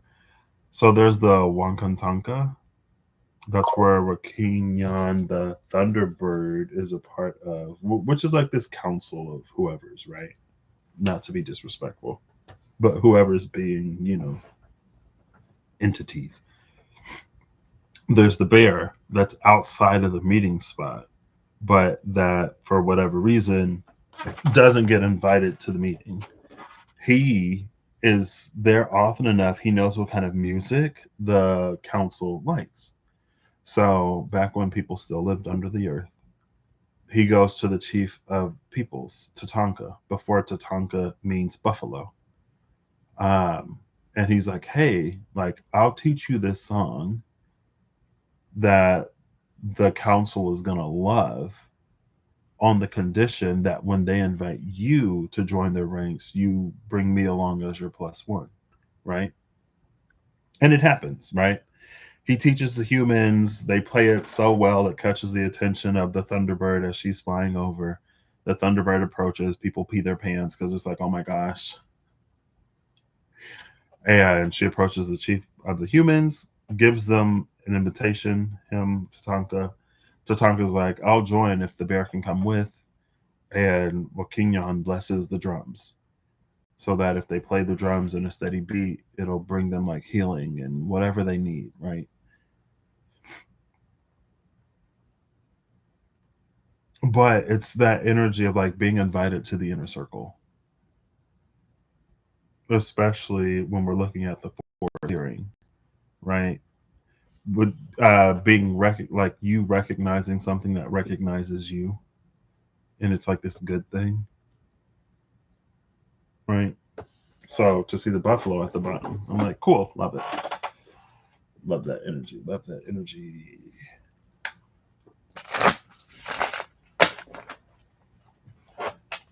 Let's see if I could do it. I'm shuffling so well today. No, one more. Okay, one more. I feel like I'm getting it. I gotta look at the cards and not at like the video. Good enough. Ooh, that was a leaper, but it went back face down, so I don't know what it was.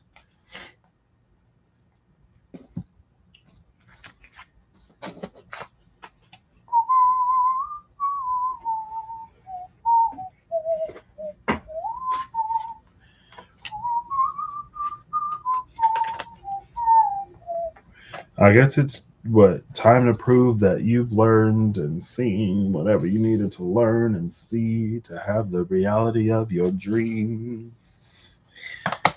Doctor's office with the gym. You've completed the healing. Now it's time to, you know, show up. Maybe a little uh, physical rehabilitation, a little rehab, and then you'll be right as rain, right?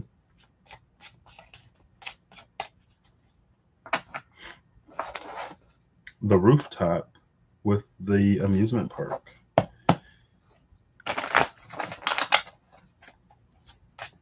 Peace over chaos, especially after we saw that Tranquility awaits of the. I already forgot what that card was.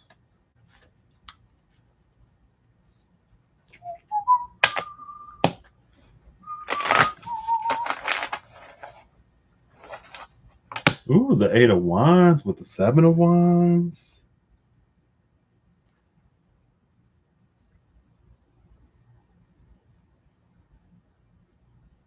You gonna know it's the hand of the divine moving, or whatever that is that recognizes you. It's like, oh my gosh, we haven't had company in a long time. Again, be wary though, because again, it feels like the butterflies and everything else leads wherever the butterflies are leading, whatever's attracting the butterflies is a different place. And if we're not like real with ourselves, sometimes we come across something like this or anything.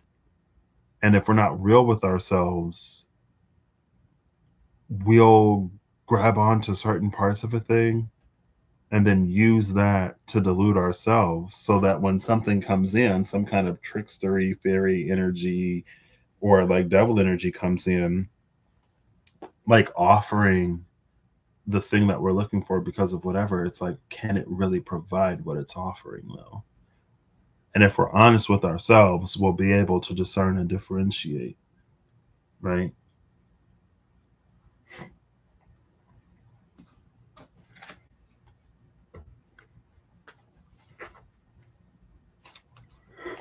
Or we'll just, excuse me, give into the fantasy.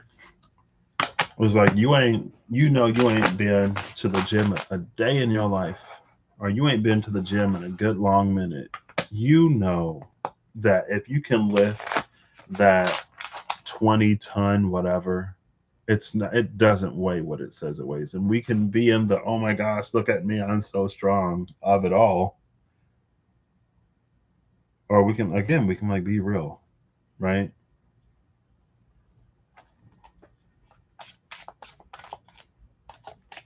And I don't know, that's the okay. Is that the star? Mystical Medleys is our first final card. We get the 17 of the star. I mentioned the number 17. Oh yeah, the 17 pounds that she was like, when I was like, and it was like through a text. Well, I think I talked to her and I was like, first of all, I didn't even have the equipment that I had. Second of all, I don't have a contract with you for you to be coming after me. Third of all, I was doing you a favor and we won. And so I'm not giving you nothing. And then she texted me and was like, oh, well, fine. You can just give me 17 pounds and we'll call it whatever. I was like, what part of I'm not giving you nothing did you not get? And of course, when I woke up, I was like, 17 pounds. It's interesting because that's like the star. But it's the star coming out literally after that. Sometimes we'll see something or resonate with something, and anything and everything can come in and offer the whatever. But if we're honest with ourselves and if our eyes and ears are open, we'll be able to discern if it's really truly capable of giving us the thing and if it gives it to us at a price that's worth paying. Right. Now I think it's a scripture. It's like, what good is it for a man, or for like, what's the good of someone gaining the world but losing their soul or something like that?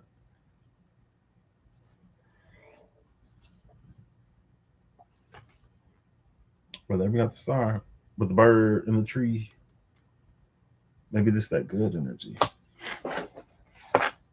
Bottom of the deck is the Three of Swords with the rain. But this rain doesn't touch the ground. You can see it's like it stops and it's absorbed by these lower clouds.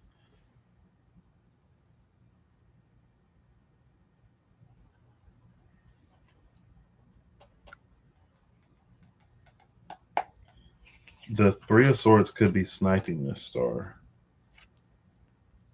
And the Two of Swords is under the Three of Swords. I don't know. 2 plus 3 does equal 5, but I don't know if this is that same Five of Swords energy. We got to be discerning. Use your discernment and intuition. And again, I say that because I feel like, especially with that otter energy, it's like that's the rub sometimes. Where it's like we'll see something and we're like, oh my gosh, yes, it resonates for me. I want that energy. And somehow, some way, something comes upon our path. We stumble upon something. And it looks like whatever we were just looking after. But it's like if our eyes are open, we'll see that it's different. It isn't what it markets itself to be. And so that Three of Swords and the Star, it kind of reads like an energy that like preys on the vulnerable.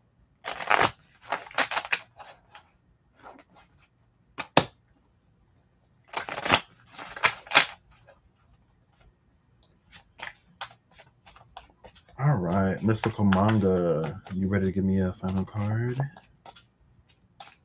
I'm gonna do 2 more.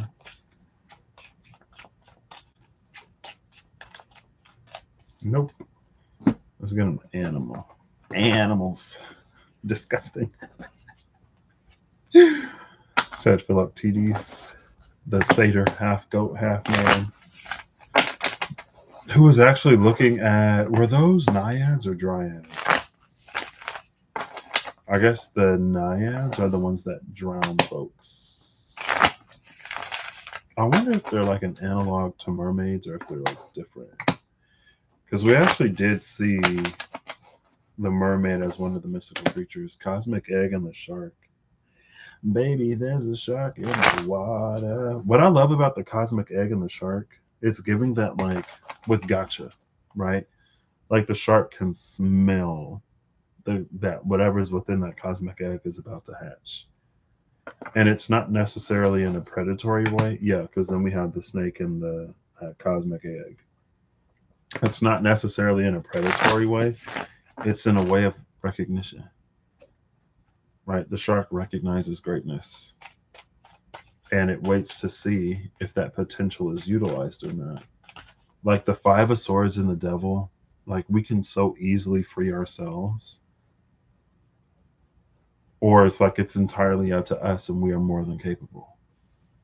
More than capable. The cheetah and the lion. Whoa. That big cat energy. Big cats. We saw the Inkling. Was it the Inkling mascot? Or the Inkling cat? What was it? And then it was like we could give it wings. That was 2 booster packs ago. I think that's that I knew.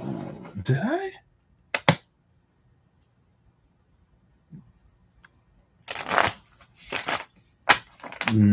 I forget what I titled it.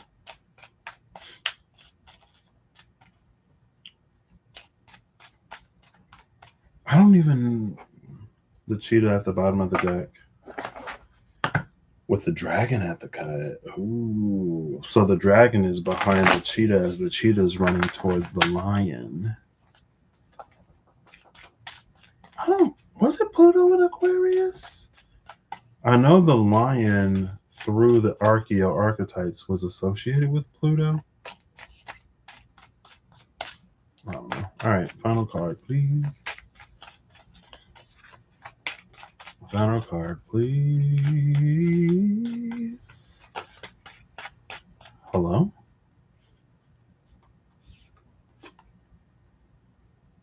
This sea serpent, and it's not biting its own tail. By the way, BT Times.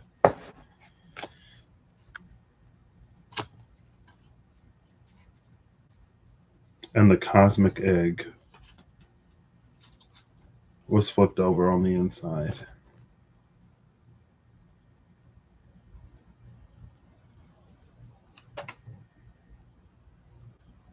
It's interesting that it's the sea serpent because we saw the shark at the cut with the cosmic egg, and the shark could smell that this egg was close to hatching.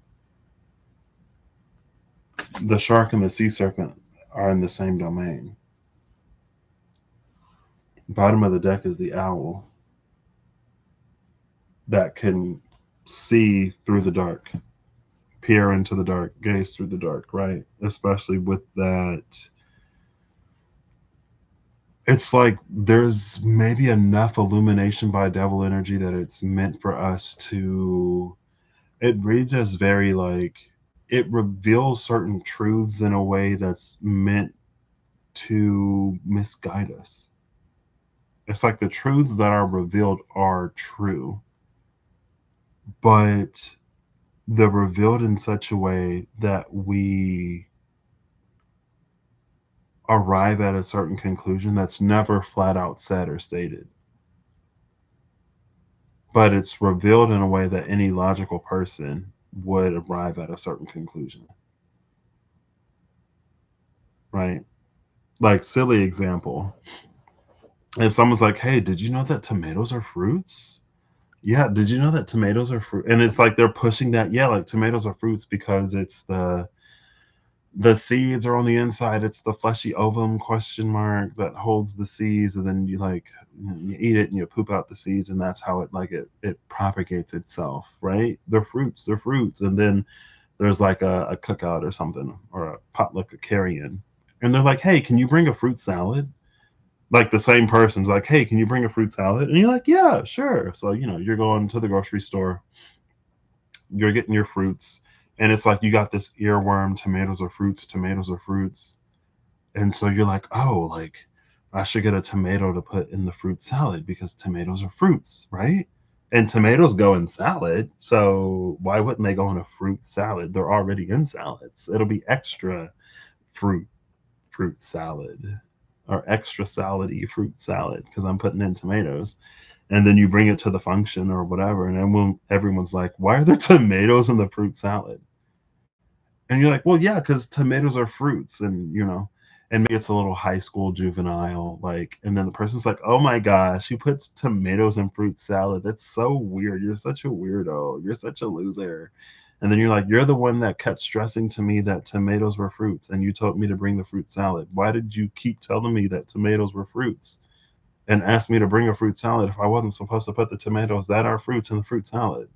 And you're trying to tell the people like, oh, tomatoes are actually like fruits, they're not vegetables, they're fruits, so they should go in the fruit salad. And it's like, and then I didn't even like start with this quote in mind, but it's very much so like knowledge is knowing that tomatoes are fruits, wisdom is not putting them in a fruit salad type energy.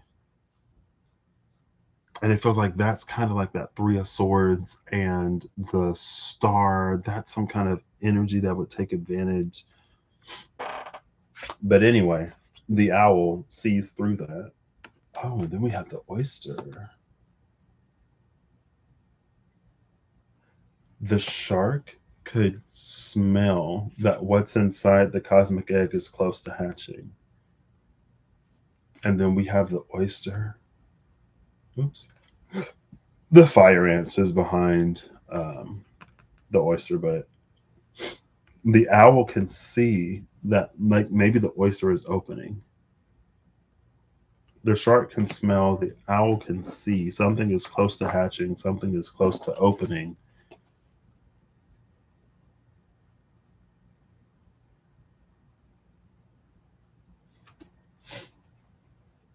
Cool.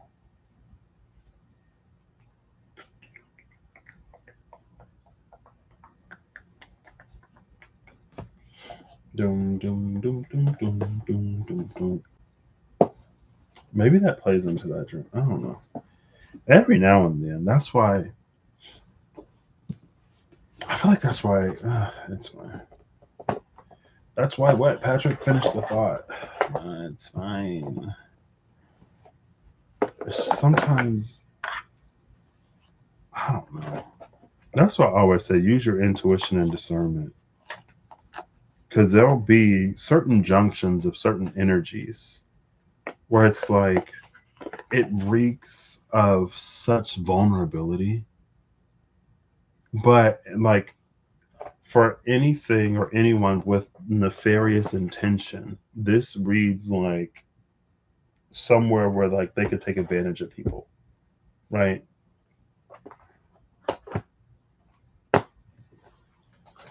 And that's when it's like use your intuition and discernment. Don't be taken advantage of because I don't know, it just feels like one of those entry points that those who prey on vulnerable people would be like, whatever. Or one of those ways where we kind of sort of like disconnect from the reality of things and we start to get in our own illusion. And Saturn and Neptune already did their stint in Pisces. The North Node is about to leave Pisces. So being able to differentiate reality from illusion and also being able to differentiate what is possible and manifesting happening versus what is just immaterial, the dream with no substance. The North Node is moving. So whatever lesson we're supposed to learn on that Pisces Virgo axis, we're coming upon that time where the lesson needs to have been learned because that material isn't being covered anymore. Right. And I know I said it ain't necessarily about the past, but it reminds me, it makes me think of like when the North Node shifted from Cancer to Gemini, and then there were some folk that were like, now's the time to like sink into your heart and to do all this and to do all that. It was at the time where there was a lot of civil unrest, that stuff that let's keep it contained. Let's keep it contained. Let's keep it contained. It was like that was at the height of like civil unrest that's happening, right? And we were seeing it. And at the same time that we were being shown the reality of things, and that's when it was a lot of like, oh, everything is an illusion. None of that stuff is real. It's all a trick. It's all fear mongering and this mongering and that mongering. Now's the time to sink into your heart and to tune it all out. And I'm like, North Node is in Gemini now. North Node is no longer in Cancer. So we should already be connected to our heart and we should, you know, be masters of that right now. First of all, North Node is in Gemini. Gemini is like the local surroundings, your environment, your neighborhood, your community. If you're seeing things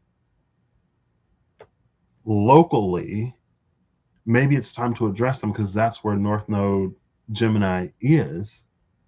And we're starting to see the whatever. And then at the same time, like the instruction is to get into your heart, but at the same time, ignore the pain and suffering of others that you're being like shown. Ignore the truth that's being revealed to you, but tap into clarity. And it's like, okay, you're saying one thing, but you're telling me to do another. Is it any wonder we got to where we are? Because how are you sinking into your heart, but you can't even give compassion and empathy to your neighbor that's hurting? How are you, this star seed that's incarnated to raise the vibration of the planet or whatever, when you can't even be bothered to like actually show up and raise the vibration of the planet by helping people like liberate them from their suffering or like at least listening? And like you're like cutting the world off, but you're here to help everybody. Like it's the disconnect is so obvious and extreme. And if we haven't learned from that, because it feels like it's about the present into the future.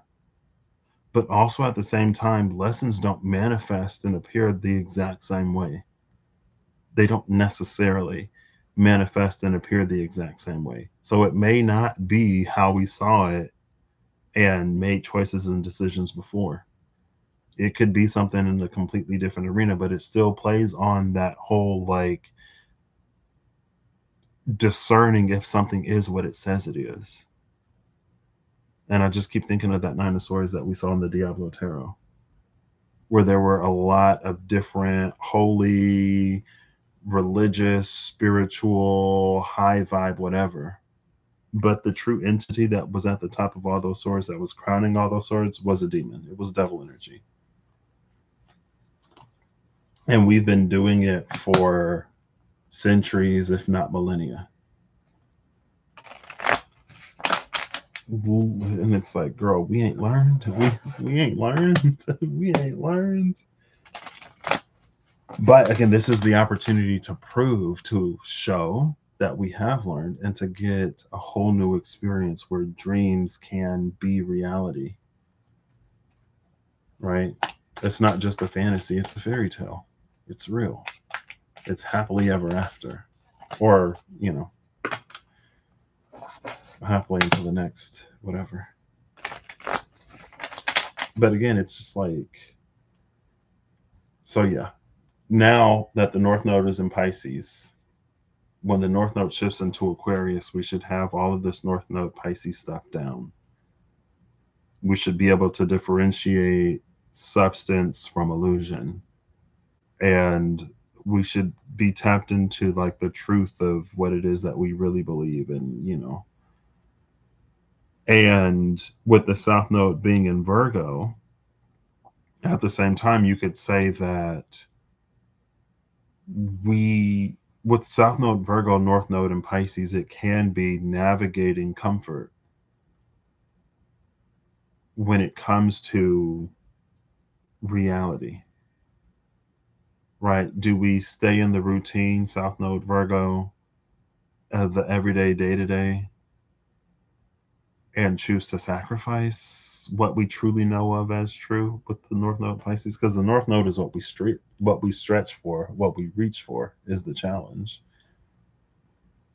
But now that that North Node is about to move into Aquarius, and again, that's another thing that kind of blew my mind. It's like people demonize Saturn. People talk about Saturn like if Saturn is involved, you miserable. It is, prepare for the worst.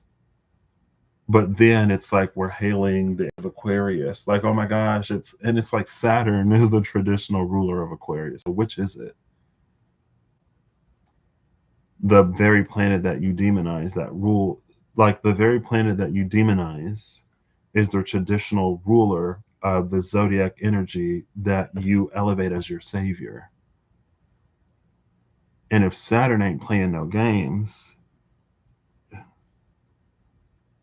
and the modern ruler for Aquarius is Uranus, the bull in the china shop, the one that's just like, and it's like, I know we want a revolution and stuff like that. I know we all want better, but if we're not actually doing better, we're just inviting the energy of destruction and apocalypse and cataclysm, because we're playing with forces that aren't to be played with. And I feel like that's like that insidious, ingenious sort of like devil type energy that kind of sits behind a lot of light, where it's like it gets us to manifest and ask for things that it doesn't necessarily prepare us for. And so again, we like invite our own destruction. We're manifesting sovereignty. Everyone is sovereign. We all got free will, blah, blah, blah, whatever.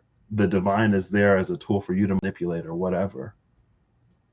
You want to stand on your own, but then when it comes time to like actually handling things, actually like, it's like everyone wants to be an emperor until it's time to like actually rule, until it's time to show up and to lead the legion or whatever, or to be the strategist or like whatever kind of emperor somebody is, like whatever archetype or sub archetype of the emperor they're aligned to. Like whenever it's time to show up to work, then all of a sudden, like, oh, like I don't, like, just lie on your resume, right? Say that you have this experience that you don't have. Okay, well, if you say you have an experience and you get hired to do a job, don't be surprised when you're asked to do the thing that you said you know how to do. You know what I mean? And again, we're more so oversold on things and we ask for things, we're more that than actually prepared to deal with it. And it's like, oh, well, this is what you asked for. This is what you wanted. And because we have free will, we don't have to get what we're like willing or manifesting. But again, it's like the bear that was trapped in that dream and the illusion of the otter that rejected reality. And so, although it's having this happy dream or although it's sold a nice, fancy illusion, it neglects itself and it flatlines. Right. And maybe sometimes we think, since it's not feeding on fear, since it's not feeding on a nightmare, since it's not feeding on hatred, then it's not as bad. And it's like, yeah, again, because it's the experience that the mind is having. It's a better way to go. You could argue, but you're still going to go. You know what I mean? Anyway, we're not making that same mistake again.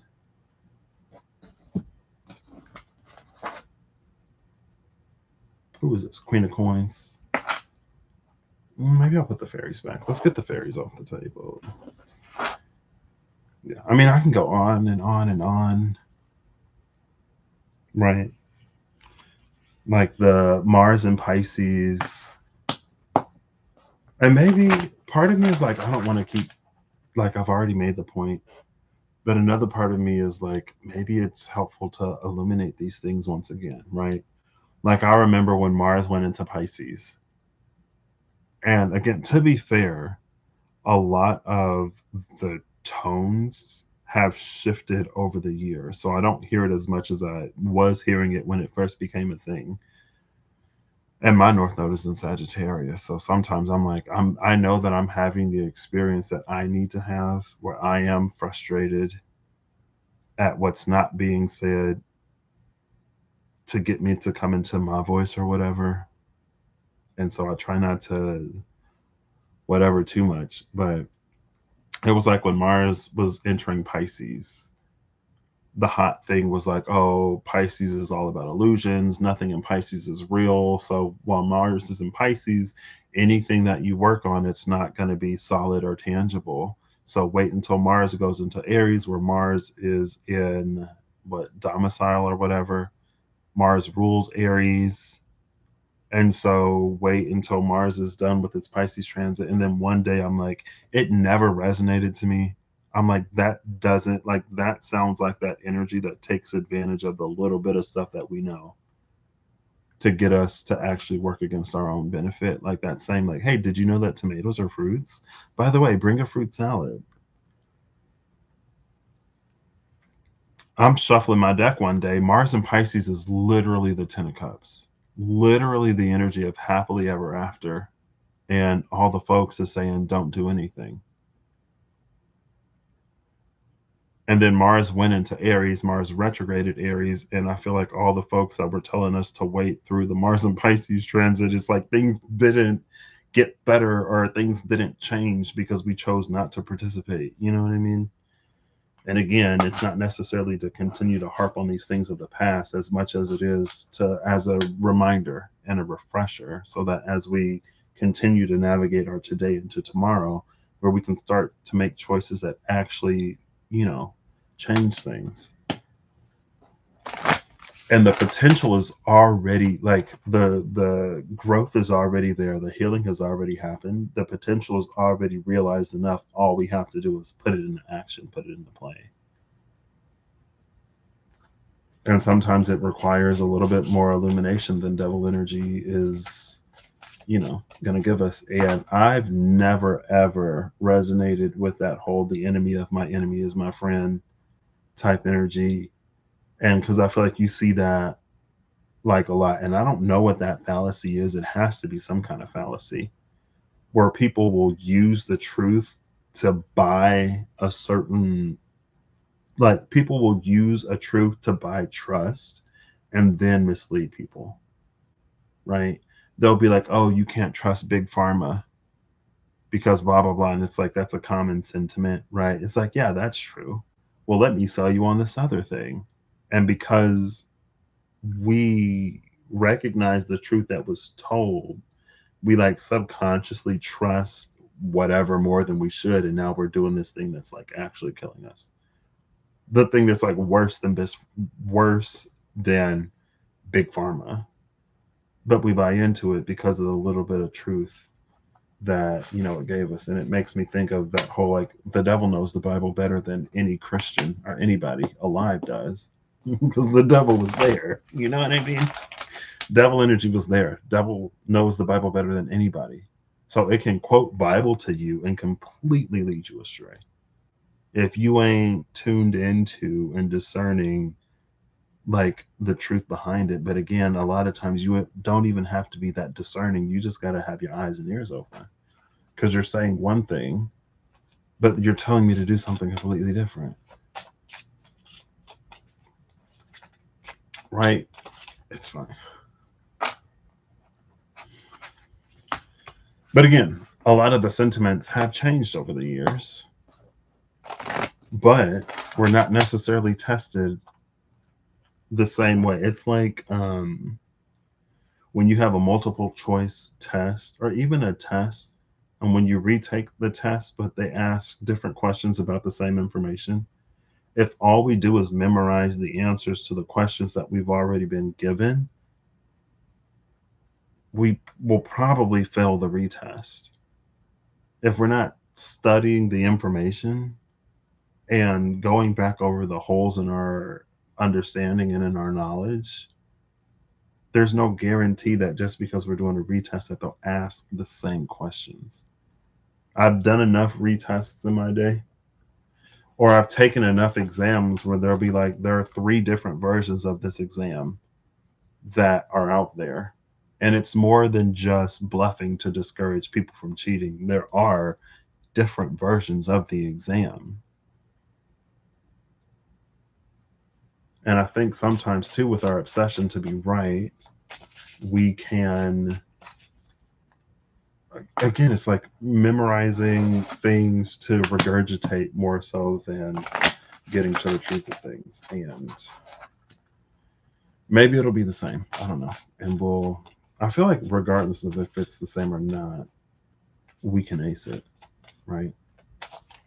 We can pass. Ace may be a strong word. We can pass. Especially individually. If this resonates with you, girl, you got nothing to worry about. Just show up again, and you'll be fine.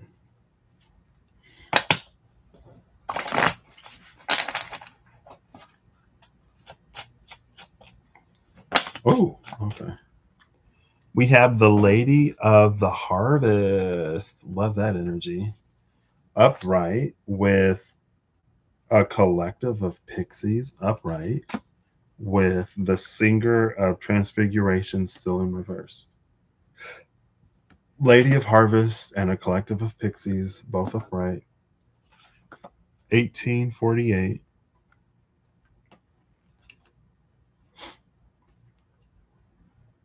I love like the Lady of Harvest and a collective with the Singer of Transfiguration in reverse.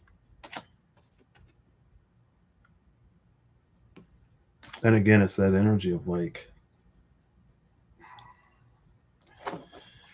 what is it turning you into? Bottom of the deck is this Lease of the Shadow, number 44. Am I going to read these? No. Nah.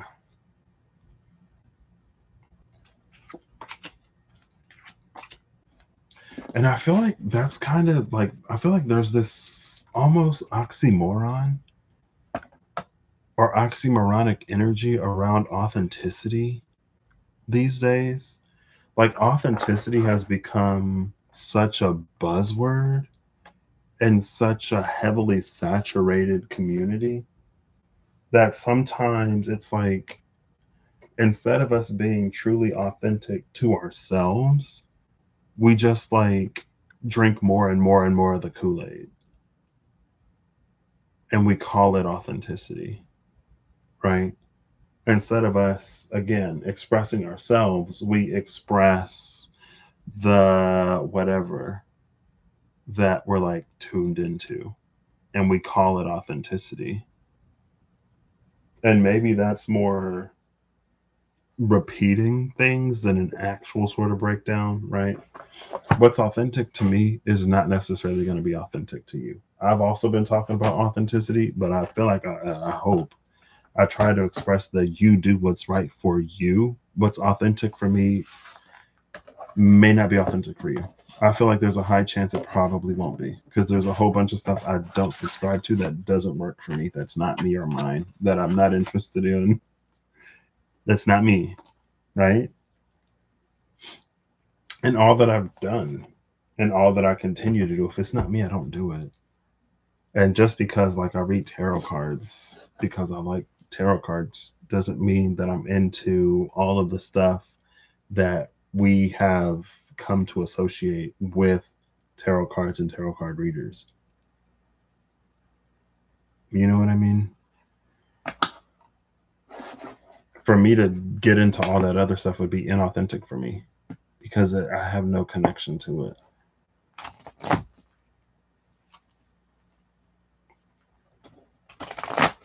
Right?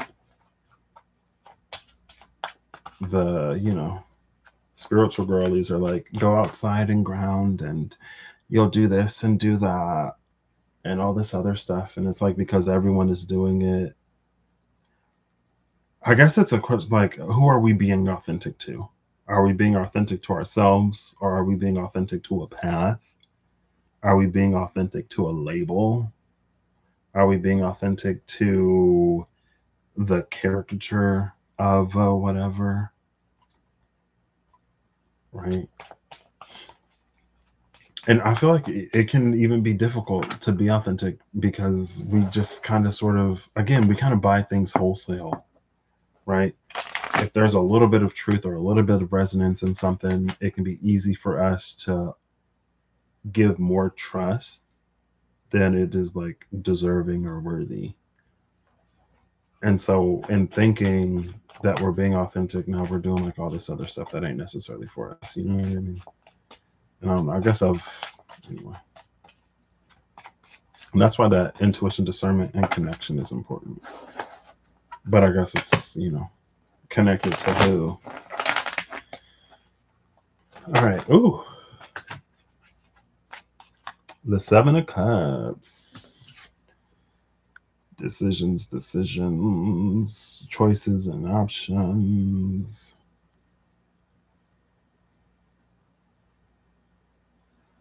Bottom of the deck is the Eight of Cups.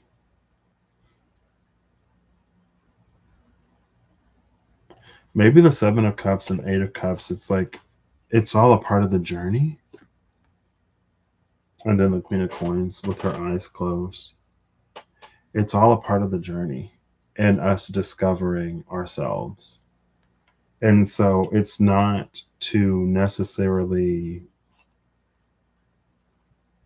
like tear us down if we end up getting into something that turns out not to be authentic. But it's almost like it's about not overcommitting because there is a certain part of self exploration and discovering and finding the self, right? And if we're not open, then there are plenty of things that do align that are authentic to us that we wouldn't necessarily discover if we're stuck in what we already know and what we've already experienced. But when it's time to walk away, we walk away. We don't overstay our welcome somewhere. The time of healing and growth and transformation was important, but we've healed enough, we've grown enough, we've transformed into the version of ourselves that we need to be for the present and to the immediate future.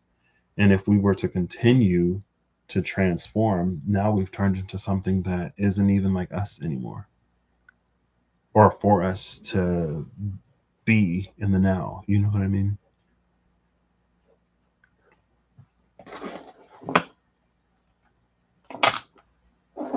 Uh, sometimes you just gotta hope for the best. Spiritual realm and the park. Park is communal leisure. Breath of fresh air, spiritual realm is dimensions of the divine, cosmic energy unveiled. I love the communal leisure of the park after we had that collective of pixies or fairies or whatever with the Lady of Abundance. Or Lady of the Harvest, with the Lady of the Harvest.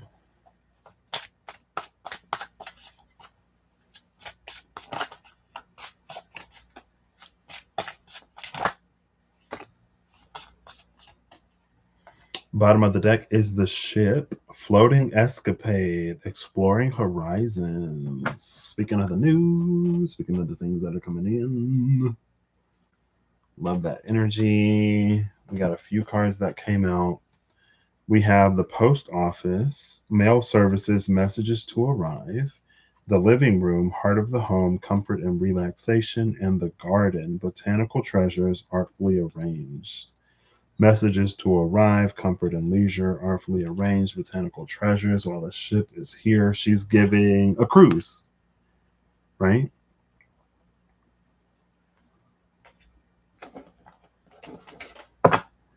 Especially with that living room and garden. But I've never done a cruise. I'm not sure what communication is like on a cruise. I'm assuming that cruise ships these days have Wi-Fi, so you can still connect to the internet. I don't know what messages you would have to wait for while on a cruise.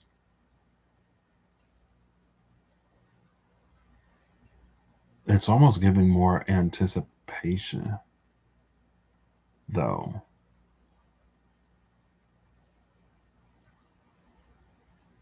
Right, anticipating some kind of message or news.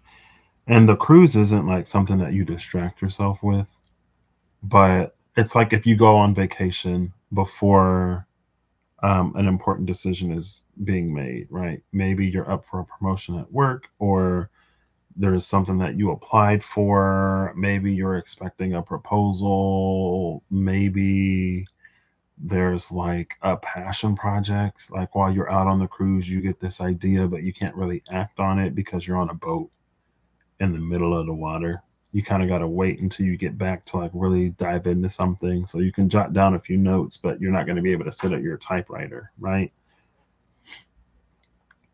And so it's like there's anticipation for something, but there's also this moment that's like being enjoyed.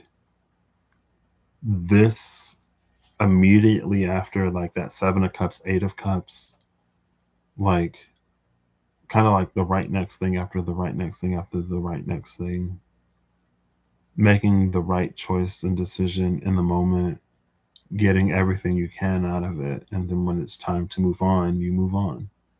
And moving on doesn't always look like moving away. Sometimes moving on is like the deepening of a relationship, a promotion at the same company, an expansion to someone's business, or a new endeavor, a new hobby or project, but you still sort of keep the same one, right? Sometimes moving on is like your kids get older and now they start to have like agency over like the clothes that they want to wear and stuff like that. And so they're not your little dress up doll anymore because they don't like the whatever. They want to wear the whatever else. And the moving on is like allowing them to blossom into their own individual person, right? It could be anything. Cool. So I don't know if you sat through this. I hope it resonates. I hope there's something of value in here for you. I hope you all have an amazing whenever you see this. I hope you're acting in alignment to make all that you wish to experience your reality. I hope that whatever you need along your path, journey, and what you find. Thank you, Blooming Rose, for stopping by. It was lovely to see you as always. And yeah,